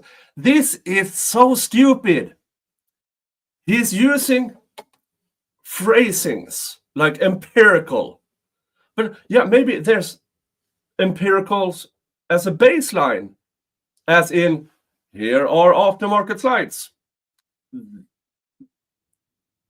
That's not how empirical works. Oh, Jesus Christ, no. This is why what he is doing is a scam science, because they can only make it work by using phrases that sounds important and using phrases and then change what it means. Yeah, as Sebastian says, empirical evidence is evidence obtained through sense, experience, and experimental procedure. You have to go through so many, when doing according to the scientific method. You start out with a hypothesis, you move on, you test that hypothesis. If it evolves, then you retest it, and soon you have a theory. And once that theory has been thoroughly researched and actually been, what do you call it? Everybody is trying to debunk that theory. And once it holds up, then you can call it empirical. What he is doing is not empirical work. It's nowhere near, because it's just him, and then he shows a colleague, you think I'm correct? Yeah. That's not empirical. That's not even a scientific method. That is why Toolmark analysis isn't a science. It is, at best, observational. It is at best subjective. That's all the information that I could determine after some relatively considerable evidence. But you don't limit it to just those 4 firearms, fair to say? Correct. You can't state that it's those 4 and only those 4, because these class characteristics are voluntarily chosen by the manufacturers. They can change. It's also possible that there are other. I know I have a big head. Any research material I use is finite. So for that reason, we include that qualifying mark field for. But after your research in this area, you narrowed. Wait a minute. If you had empirical, why can't you exclude them? If you have empirical, Mr. Jackass, if you claim you have empirical in your analysis, why? Yeah. Those 4 different firearms were the only that you could find that had those 3 class characteristics among them, correct? Yeah, she has to answer. Thank you, Your Honor. That's correct. I'm only aware of the aftermarket product that's compatible with those 4 models. Okay, that's all I have. All right, we'll take a 15-minute break, folks. Please be outside. Yeah. That's it. Now he's done with that. Is the conclusion. Yeah. So aftermarket slider that can be attached to a Glock 43. G43. Hi, Slidey Pie over at Rumble. Hello. Good to see you. I'm feeling better. Yes, thank you so much. Yeah. And he been on the stand for an hour and a half, and all he has to say is that certain aftermarket slider that is possibly compatible with Glock 43 or Glock 9. Yeah. Glock 19 type 43 or whatever it's called. An unknown aftermarket slider which matches several that he tested. Yeah, the numbers.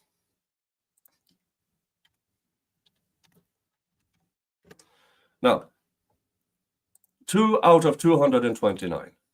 That's 0.8%. He bases his entire conclusion out of 2 out of 229. That's it. 0.8% of the things in his database that was vaguely matching his conclusion, 2 of them out of 220. I can assure you there are more than 229 aftermarket sliders that fits a Glock.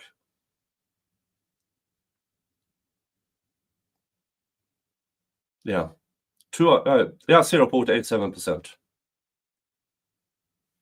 Yeah, I'm on the clock. But now they have a 15-minute break. And then it's cross-examination. And this gets interesting. All right, just to let you know about before we start the 10, not 10:30. Conducting the record, all parties, jurors, and counsel are present. Mr. Siegel, thank you. Before they start, yeah, I will be joining Laidback Law. I will be talking about the Risbergska school massacre and what the facts that have come out of that.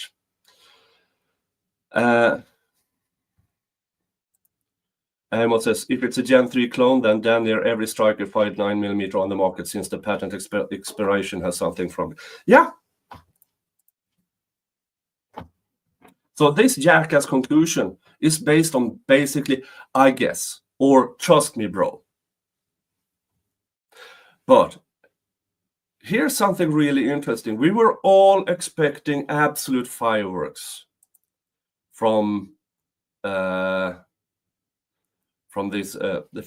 cross-examination. What we are about to see is something very, very sneaky.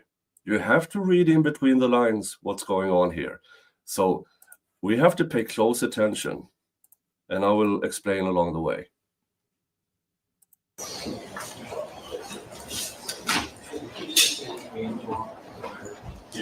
Yes. Good afternoon, Mr. Brown. Good afternoon. I like this You're one. employed, you said, as an analyst by the Los Angeles Police Department.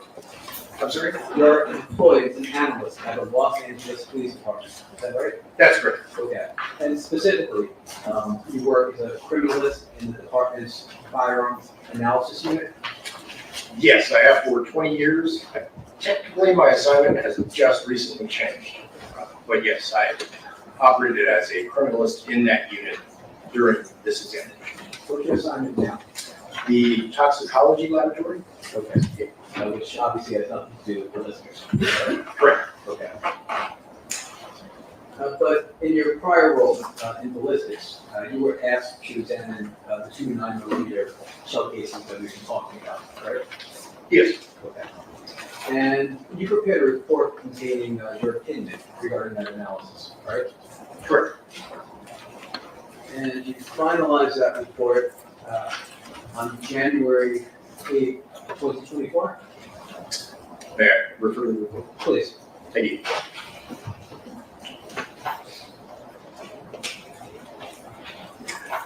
Yes, the technical and administrative reviews were completed on January 8th, 2020. More than a year ago. Yes, 1 year ago.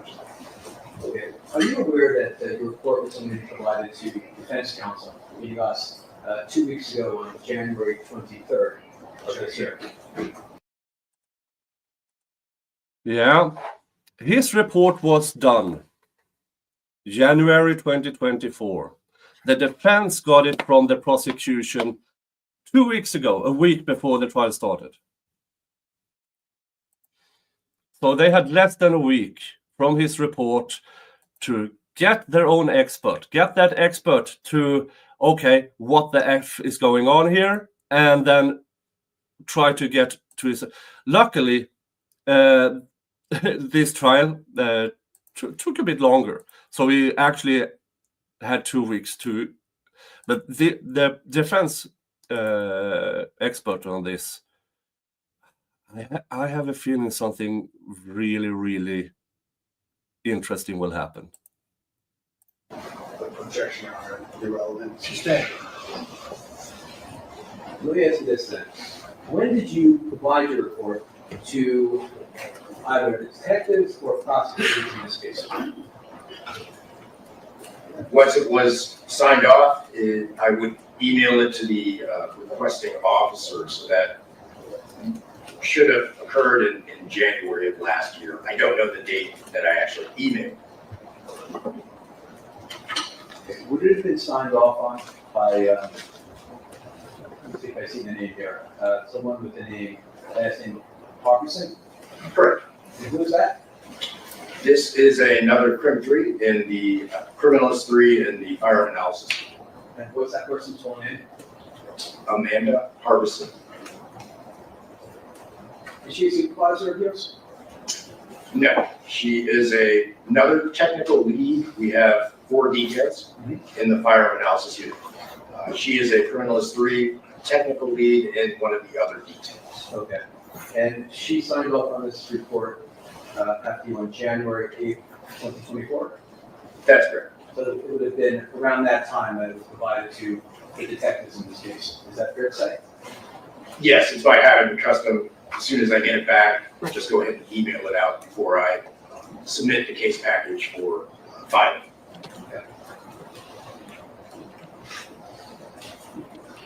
And you were asked by Mr. Preslomic on direct if you evaluated any actual guns in this case, and you said, no, you did not do that. Is that right?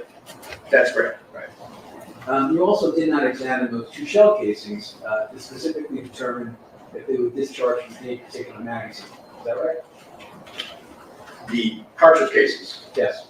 were not compared for cycling marks to a particular magazine. That's correct. Okay. And as a criminalist, you're certainly aware that there is, you made a reference to this now, a forensic evaluation Hold on. if they would discharge from any particular magazine. Is that right? The cartridge cases Yes. were not compared for cycling marks to a particular magazine. That's correct. Okay.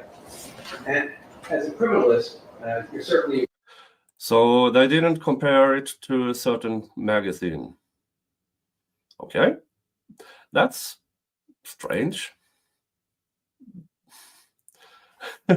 So they did all of that only to compare with sliders, not what type of magazine was these casings already. Yeah. No, we didn't give a shit about that part. aware that there is, you made a reference to this now, a forensic evaluation available to determine whether shell casings were fired from a specific magazine. Is that right? They aren't fired from a magazine. So what we're talking about, They were fired from a magazine. No shit, Sherlock. You don't mean that. No, you don't mean that somebody held the cartridge and somebody stood behind it with a nail and a hammer and banged? You. is a cycling mark. This means just basically based on the fact that a live round can be pushed through the magazine into the gun. It's possible for marks to be distributed onto it without the discharge pressures, but it's not a typical examination that we do on a daily basis. Right. I'd like to launch the objection. We can get approach. Your Honor, It just goes to a floor. state the objection. It goes to a 402 when the court previously would. You can't say it in open court, Your Honor. We need to do it, so. Yeah, this, we did cover this, so this is off limits. I do recall now, this is off limits.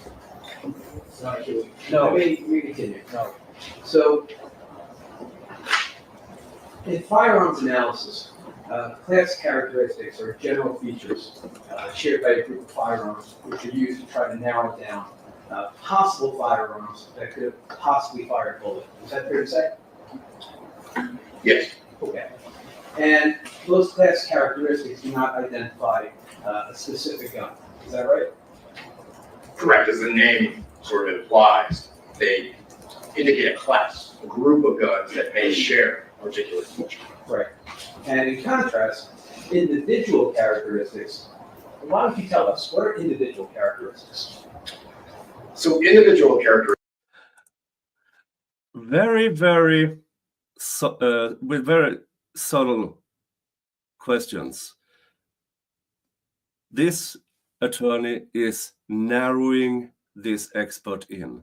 He's wheeling him in to specific answers, not the vague, broad crap he did on direct examination. He's wheeling him in. He's doing it so well. Characteristics are unintentional flaws that actually are created when the firearm is manufactured. Also, as it wears or corrodes over time. These microscopic flaws are pretty amazing because we can actually take guns off the assembly line and distinguish marks from guns even when they're manufactured one after the other. So these are individual. Those are the class characteristic marks he is talking about, which once it's off assembly line, you have some that are identical because it's the same tool that makes 5,000 at the time before they changed the tool. Individual characteristics that we would use in a traditional, I guess, microscopic comparison. Thank you. So based on that, then, is it correct to say that class characteristics place an item within a category, general category, while individual characteristics can uniquely identify a specific item? Is that right? That is how we intend to use them. Yes, the individual characteristics can be used to form an opinion of common origin, meaning that the examiner has determined it's their opinion. They agree because they were fired in the same time. Right. And in this case, you didn't look at individual characteristics, right? You just limited your analysis to class characteristics. Is that right? That's correct. For type and caliber analysis, that's the procedure. Right. You looked at those class characteristics to try to narrow down the possible firearms that could have possibly fired these two shell cases. Is that right? We're looking for evidence of known guns that produce similar marks, and we attempt to produce that list because it can be advantageous. Advantageous how? It can eliminate whole groups of guns, especially calibers. There's, as I testified, there's a great number of calibers out there. We can immediately sort of push those off the table as potential sources. At the same time, we can generate a list that may be of interest should a gun of that make come across an investigator's desk. It should sort of let them know that it's possibly useful to pursue additional examination and leverage. And what you just said was that you do this examination to eliminate, your words, potential sources for the cartridges, right? The class characteristics will eliminate a great deal of sources out there. Even our most common set of class characteristics are still eliminating huge numbers of guns. Sure. And the purpose of eliminating those potential sources responsible for possibly firing a shell casing or a cartridge is to leave open other potential sources from which those shell casings derive. Is that fair to say? Could you repeat that? I think I lost it. Sure. You're eliminating potential sources for the shell casings, right? Sources that are apples and oranges don't have the same class characteristics. They will be eliminated. So the answer to my question is correct. Yes? That's correct. Okay. And the reason you're eliminating those potential sources is to leave open the possibility of other potential sources from which the shell casings came. Yeah, logically, that's correct. Right. See how it's wheeling him in. This is so subtle. I mean, I know it's not the kabloom, the got you, the this and that, but he's wheeling him in. It's so well done here. So well done how he forces this expert witness of scam science to not go vague. He forces him in more and more narrow. Okay, what are you actually saying? What are you actually saying? It's so well done. Okay.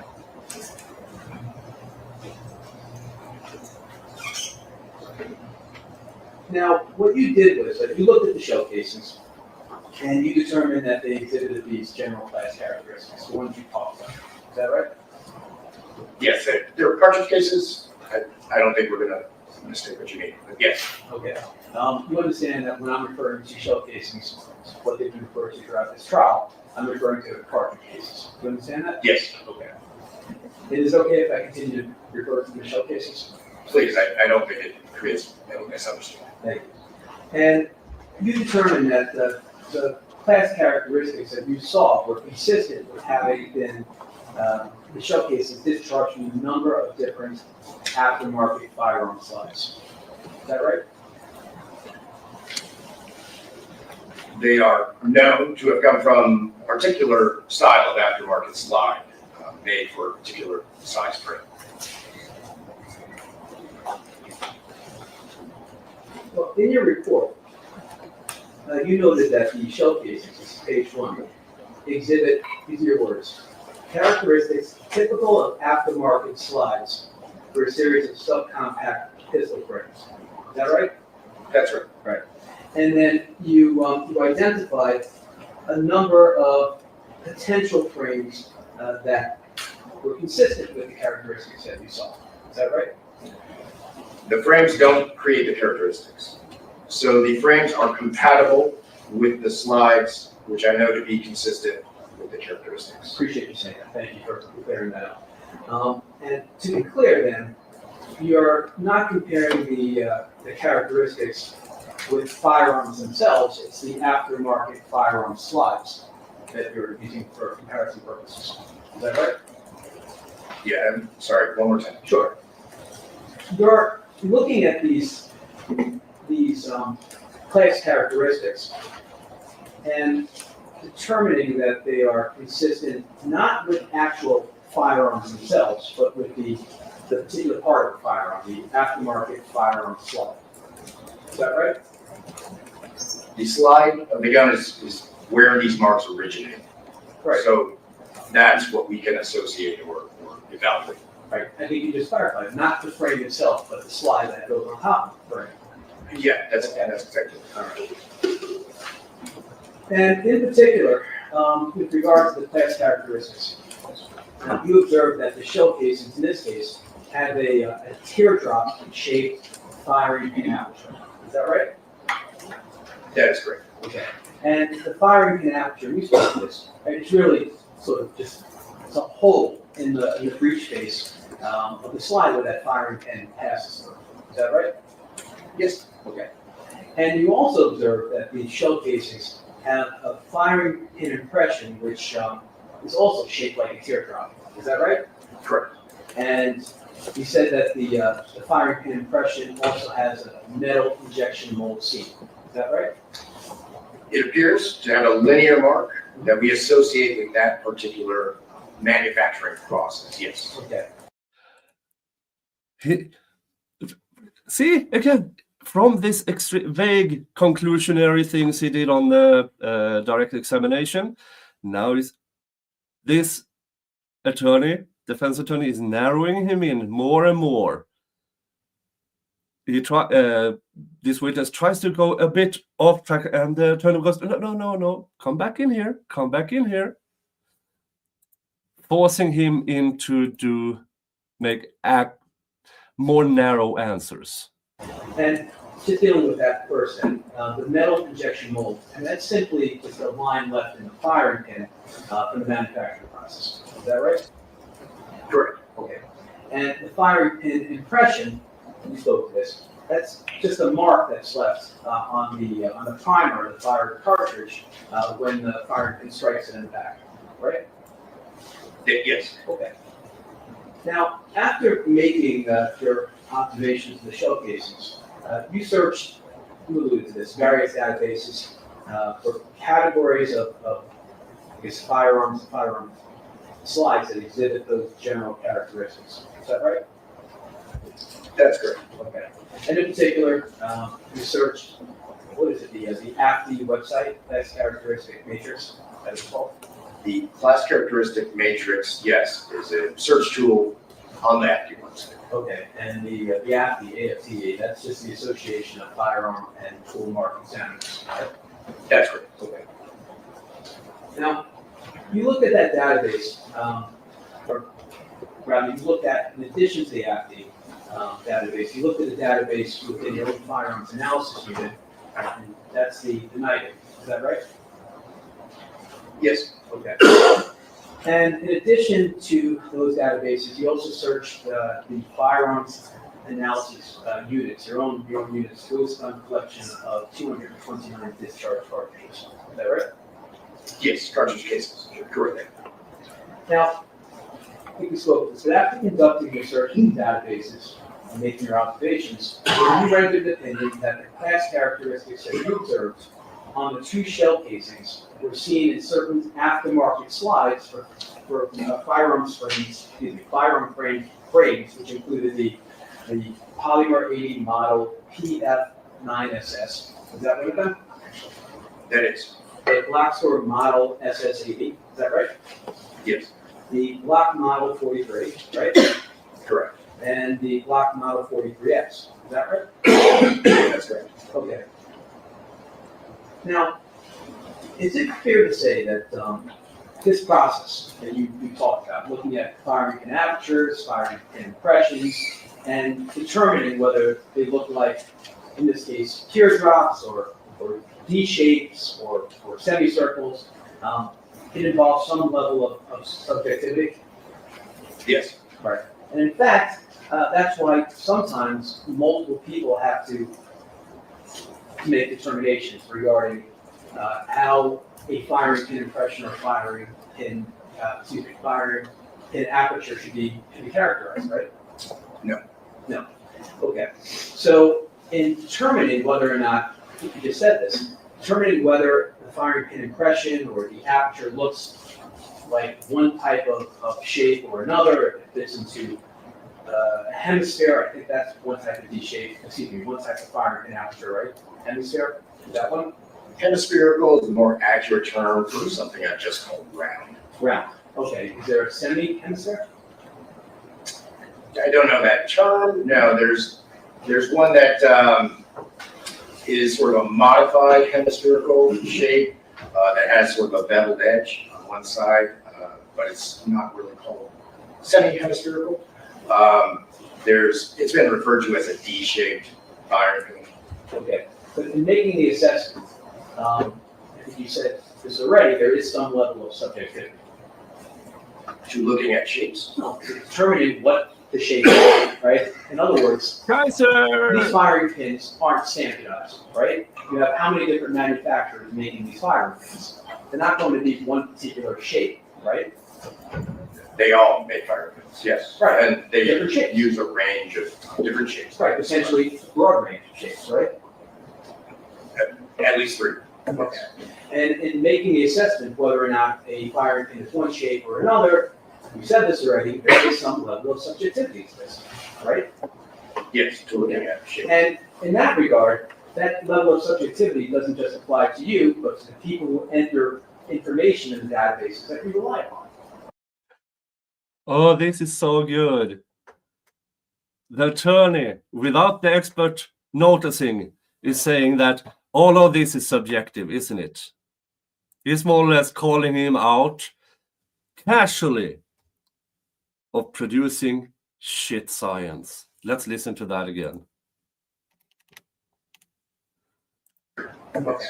And in making the assessment whether or not a firing pin is one shape or another, you said this already, there is some level of subjectivity to this, right? Yes, to looking at shape. And in that regard, that level of subjectivity doesn't just apply to you, but to the people who enter information in the databases that you rely upon, right?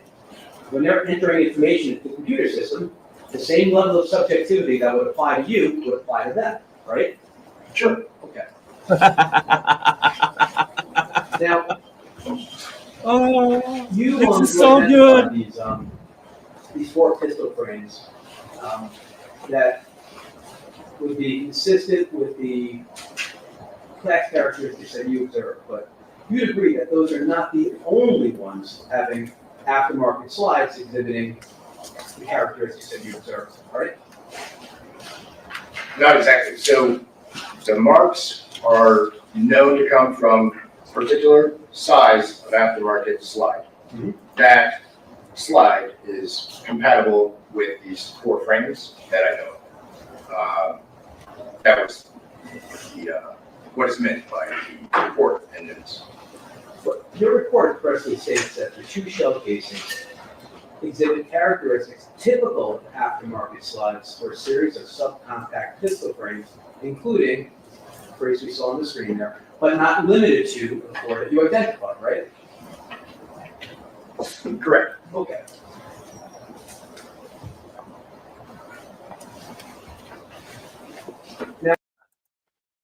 As Auto Doctor 911 says, yeah, he never claimed to find any individual or even distinguishable subclass marks or even specific class marks. No, he went vague, and then this is compatible with aftermarket slides. He never actually took us with his trail of logic, skipped. That's very, very central part. Well, how did you determine? With what did you determine this? And it's, trust me, bro.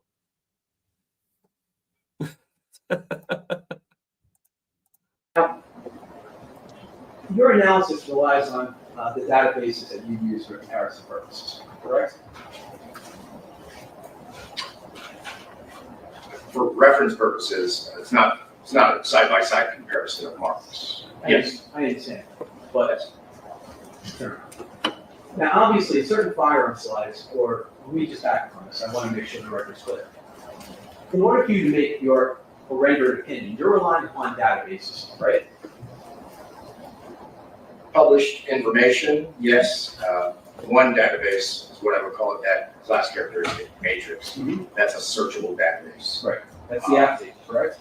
That is housed on the AFD website. Yeah, it's one of their tools. Right. Correct. And you use that tool to enter in search parameters against the firing pin aperture of a teardrop shape that you saw, and it generated a list of potential firearms or firearm slides that match that characteristic. Is that right? That use the same shape. Right. Yes. Okay. And you'd agree that the databases that you looked at are still being developed, right? The class characteristic matrix is definitely a newer one. I would call it a developing database. Yes. And to be clear, the list of firearms generated from your search are not all inclusive of the firearms consistent with the class characteristics that you observed. Is that right? It can't be considered all-inclusive because it's based on finite reference information. Right. It includes all the ones that we're aware of. It is possible that there are, always possible there's facts we are unaware of. Right. And obviously, certain firearm slides or class characteristics are not contained in your databases. They wouldn't be available for reference purposes, right? Yes. Right. In fact, you testified on direct that there are other possible items you didn't locate which are compatible with the shell cases, right? There are other possible items. Yours. Did you say that on direct? I don't recall exactly, but there are, you're talking about candidate sources that use this style of class characteristics. Is that what the testimony was about? It's your testimony. Can you tell me, or you don't recall? I don't. Okay. So, would you agree that there are other possible firearm slides or firearms? Objection to the word possibly, Ron. In the course, firearm rule. He's an expert. Okay. Yeah. Would you agree that there are other possible or potential, your words, Potential's a better word. fine, potential firearm slides or firearms that you did not locate which are compatible with the shell cases? That's what I attempted to look for. I look for them because they could be out there. Right.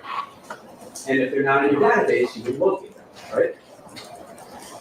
The They're not in the physical exhibits that we have in-house. What was great is that I collected those and then 2 years later, double checked against all the guns that have come into LAPD custody over that period. And either of those groups that are bookending the actual incident date came back with no other candidates that actually had that firearm. So when you say you examine it, are you talking about the database? You're talking about your collection of ghost guns? Is that what you're talking about? The exhibits that I collected from the test firing of ghost guns, the physical exhibits that, yes, are actually in the laboratory. Right. That's one set of data. Right, that's the 229 ghost guns that you have, right? Yes. Okay. How many different makes of aftermarket slides exist?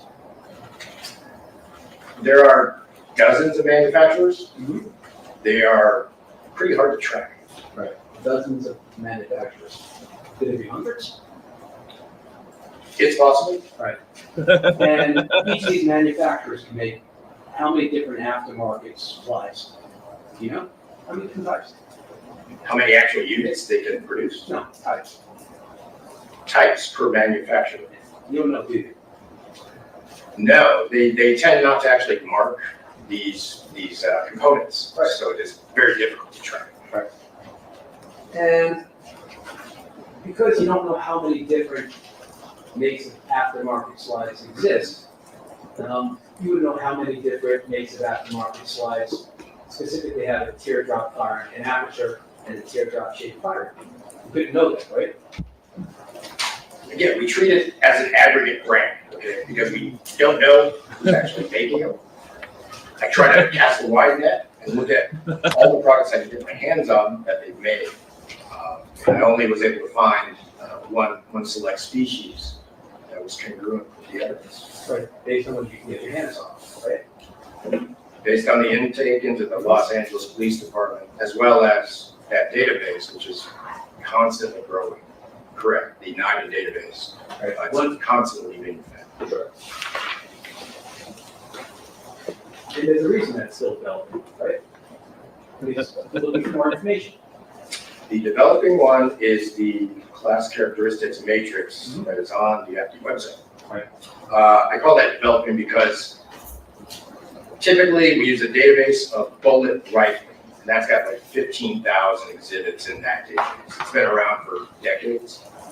That's a pretty robust database. This class characteristics database on that website that applies to cartridge cases is developing. So I used it to broaden candidates I might want to look at, but not as a resource that I would consider all inclusive at this stage.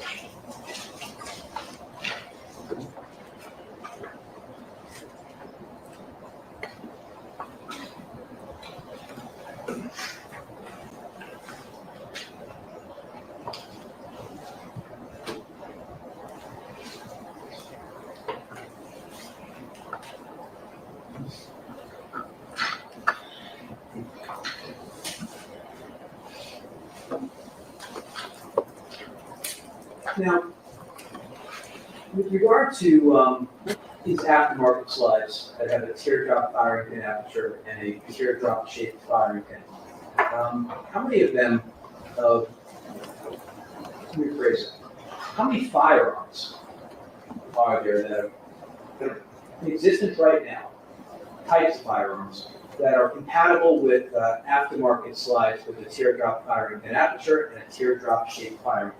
Can you give a definitive answer?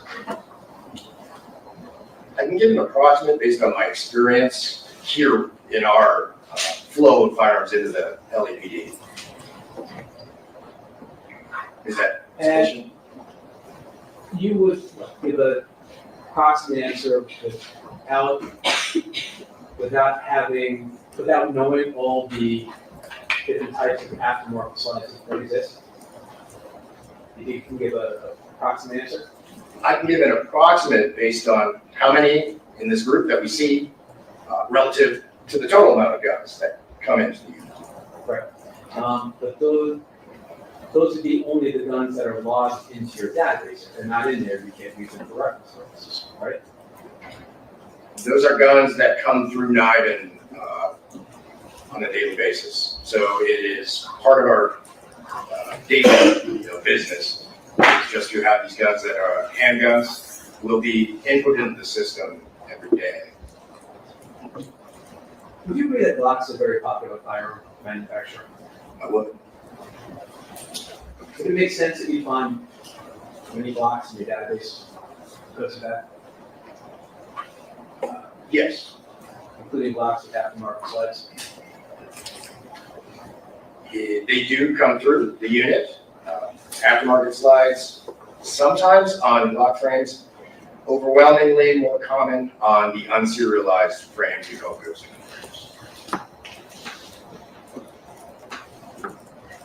By the way, do you know how many Glock firearms in existence in the United States now? Objection relevance. Oh, Glock 43s. Glock 43s. Thank you.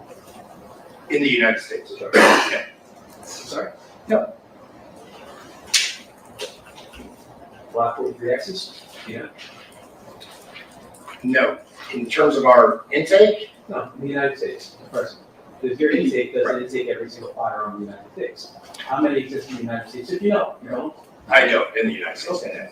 How about the Polymer 80 model PF9 SS Ghost gun frame? And how many exist? No, throughout the cross-examination, he has been wheeling this guy in more and more narrow. And now all of a sudden, okay, but how about this? Now when you're giving us these actual more conclusionary answers, how about this? It's so good. He did it so well. In the United States? No. How about Glock for model SS80 Ghost gun frames? You know how many of those exist in the United States? Yeah. Now, in addition to the ones we just named, the PF9SS, the SS80, the Glock 43, and the Glock 43X, your database search revealed other firearms with a teardrop firing and aperture. Isn't that right? Yes, as well as the published literature, yes. Right, such as a Smith & Wesson, right? Yes. Mossberg, MC1 SC, right? I'd have to verify that model. It sounds correct, yes. Okay. How about other Glock Generation 5 pistols? Did you find that in the search? For the teardrop shaped firing pin aperture. Sure. Not the firing pin It's a itself. firing pin aperture. Yes. In fact, when you did your search, that was the term that you entered in the query. You were looking specifically for just firing pin apertures with a teardrop, right?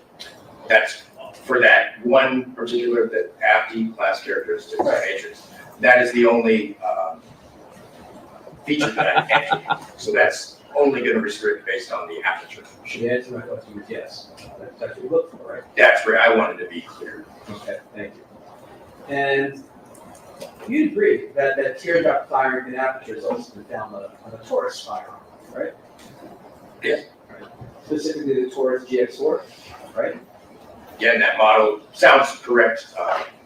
I can check my notes. If you want, just so it's clear, it's on page 8 of your report, if you want to see it. Yes, I'll return to page 1 of my case package. This is so good. It's the And I will tell you what I hope this can lead to once they are done here.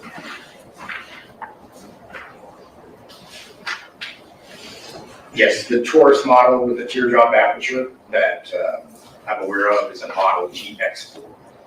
Now, as you said, you observed on the two shell casings this teardrop-shaped firing pin impression. Is that right? That's correct. And you'd agree that the Glock 43 exhibits class characteristics which include a D-shaped firing pin impression, right? Yes. Likewise, the Glock 43X exhibits class characteristics which include a D-shaped firing pin impression, right? The Glock manufactured slides. That's correct. They have a different shaped firing pin impression than the one that I observed. Right. The teardrop shape is distinct from the D shape. Yes, very much so. So to be clear, the Glock 43 and the Glock 43X do not depict teardrop firing pin impressions that are even remotely similar to the shell casings that you examined. Is that right? That's correct. It is the aftermarket slide, which is compatible with those two frames that you just listed. Right. Not the That Glock. aftermarket slide does produce those models. Right. But you And now the expert, oh shit, he narrowed me in. Now I have to add back in things. didn't connect it to a Glock 43 or Glock 43X that you said are typically sold here in the United States, right? That's correct. The standard manufactured blocks Right. don't match. Okay. So in other words, the shell casings you recover are inconsistent with the class characteristics of Glock 43 and Glock 43X firearms, right? The slides manufactured by Glock and sold. That is the part that does not match. The slides that are aftermarket, which are consistent, are compatible with the Glock 43 and the Glock 43X. And the slides that are sold by Glock for the 43 and 43X are not compatible, right? The Glocks themselves, I'm not talking about aftermarket slides. I'm talking about Glock. You go to the store, you want to buy a Glock that's sold from Glock. Glock 43, Glock 43X. It's not your those shell casings did not come from the Glock 43 or 43X, did they? They did not come from a slide that is manufactured by Glock, That's what I'm asking. such as I'm aware of. Thank you. When I say compatible, Mhm. we're talking about the compatibility of a slide and the frame. What the expert doesn't realize is that he is now so absolutely narrowed down in his answers that it can be easily picked apart by a defense expert. The frame is manufactured by Glock. The slide manufactured by Glock, they're compatible, they can work together. The slide manufactured by Glock does not, however, produce these models. Sorry. For that matter, most of the Polymer 80 model PF9SS and Glock Store model SS80 samples that you looked at in your post-gun collection exhibited a D-shaped firing pin. Is that right? Yes, it's a smaller group Mhm. of those ghost guns that actually have this particular slide in my collection. And in fact, in your collection of those 229 ghost guns, only 2 Glock Store model SS80 samples exhibited both the teardrop firing pin aperture and the teardrop firing pin impression. Only 2 of them, right? Yes, it's rare. So most of the PF9SS and SS80 ghost gun samples that you looked at were not consistent with the class characteristics you observed in the shell cases, right? Yes, that's correct. By the way, despite your analysis, just so it's clear, I'm going to throw that. Mr. Verner, the No same blocks that we observed and no and dropping. testified No. on the 2 FC 9mm shell cases could have been made at a firing range, right? Yes, I don't know where they were discharged. Thank you very much. I have nothing further. And his final answer is, nah, I have no idea from what they were discharged. Oh, it's such a good cross-examination. Really, this is not fireworks. And here is what I believe. Here's what I believe all of this cross-examination was about. This was about narrowing him down to specific yes or no answers in order to produce their own expert. But I also have a wish. And that is, remember Relly was, when he claimed I know nothing, I've never fired a gun in my life and all that crap. And then they found footage of him in a gun range, an LA gun range. You know what happens in a gun range, folks? And he said on the stand rally, it's a loaner gun. You know what gun ranges do when they lend you a gun? They make you sign for it. What if the defense went to the gun range and asked, that gun you loaned to this guy, still have it? Does it have an aftermarket slide?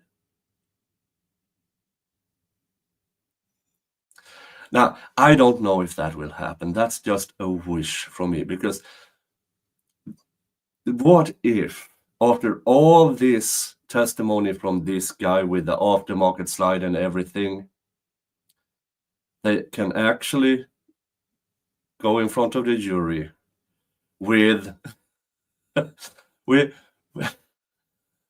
with the gun Relly was seen firing 2 weeks prior, and it is a Glock or something with that exact aftermarket slide he's been talking about. That would be, they don't need to test it. They only need to show it. Look at this. That would be amazing. Don't know if that will happen. Don't know what that will happen. Now I'm going to skip through this redirect because it's just stupid. But what I will do is this final thing from the judge. This is so much fun. Other guns are toward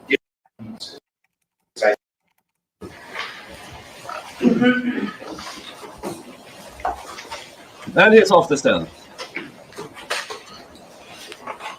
Yeah, he just... There's no further witnesses from the people subject to the admission of our exhibits, the people addressed. All right, we'll deal with that tomorrow morning. Yeah, that is the witness the prosecution rests with. Actually, the defense should be prepared to present evidence tomorrow at 10 o'clock. Well, before you leave, I want to mention something to you. You heard Mr. Barima say that he did not do any analysis of the shell casings that were found, or Mr. Efron said he found. He didn't.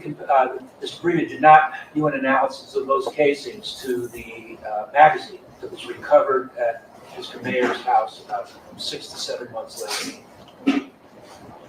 For legal reasons that do not matter to you, about 2 weeks ago, I advised both sides that an analysis of the casings and the magazines need not be done. Okay? All right, please don't discuss the case among yourself or anybody else. Hold on.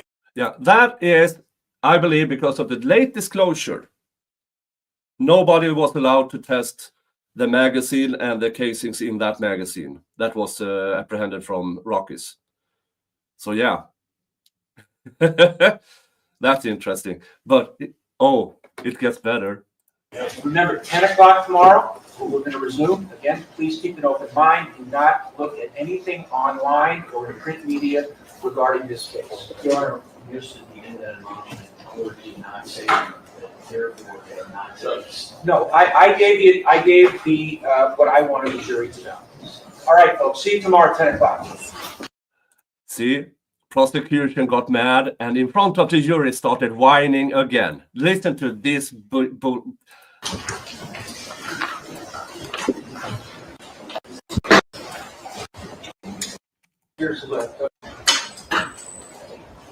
This prosecutor can't stop whining. In the admonishment, what the court did not say at the end of it, it could not consider that having not been tested. In other words, you told the jury, I told either both parties that they couldn't test it.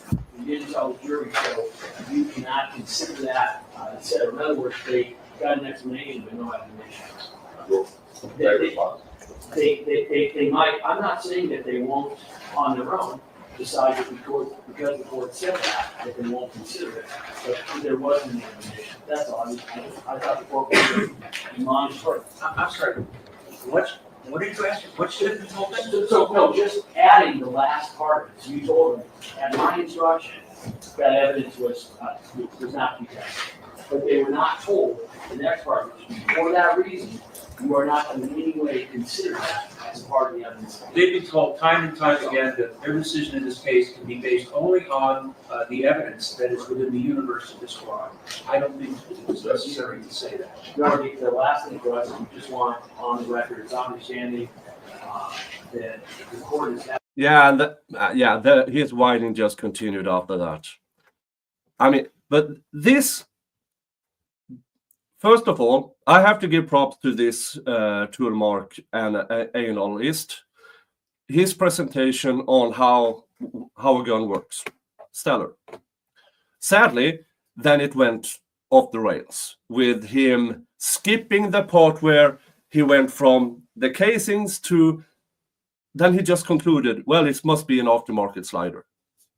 He never actually explained what made him come to that conclusion. And then you had this excellent lawyering. Very calm, collective, wheeling him in, narrowing him into specific answers. And this expert didn't realize it until too late that, oh, crap. So yeah, this was good. And I believe the reason why this wasn't all the fireworks, it's because they were preparing for their own case in chief. And that, I believe, will be spectacular. But now I'm going to send you off to Laid Back Law. I will be on that panel, and I will be talking about the Risbergska school massacre in Sweden earlier this week. The facts surrounding that event. Thank you, everybody, for showing up. Hit the thumbs up, subscribe if you haven't. And remember, folks, hug your family. Unless your family's crap, then screw them and give your love to the people who deserve it. Okay? See you in a few minutes, folks. Okay? Bye-bye.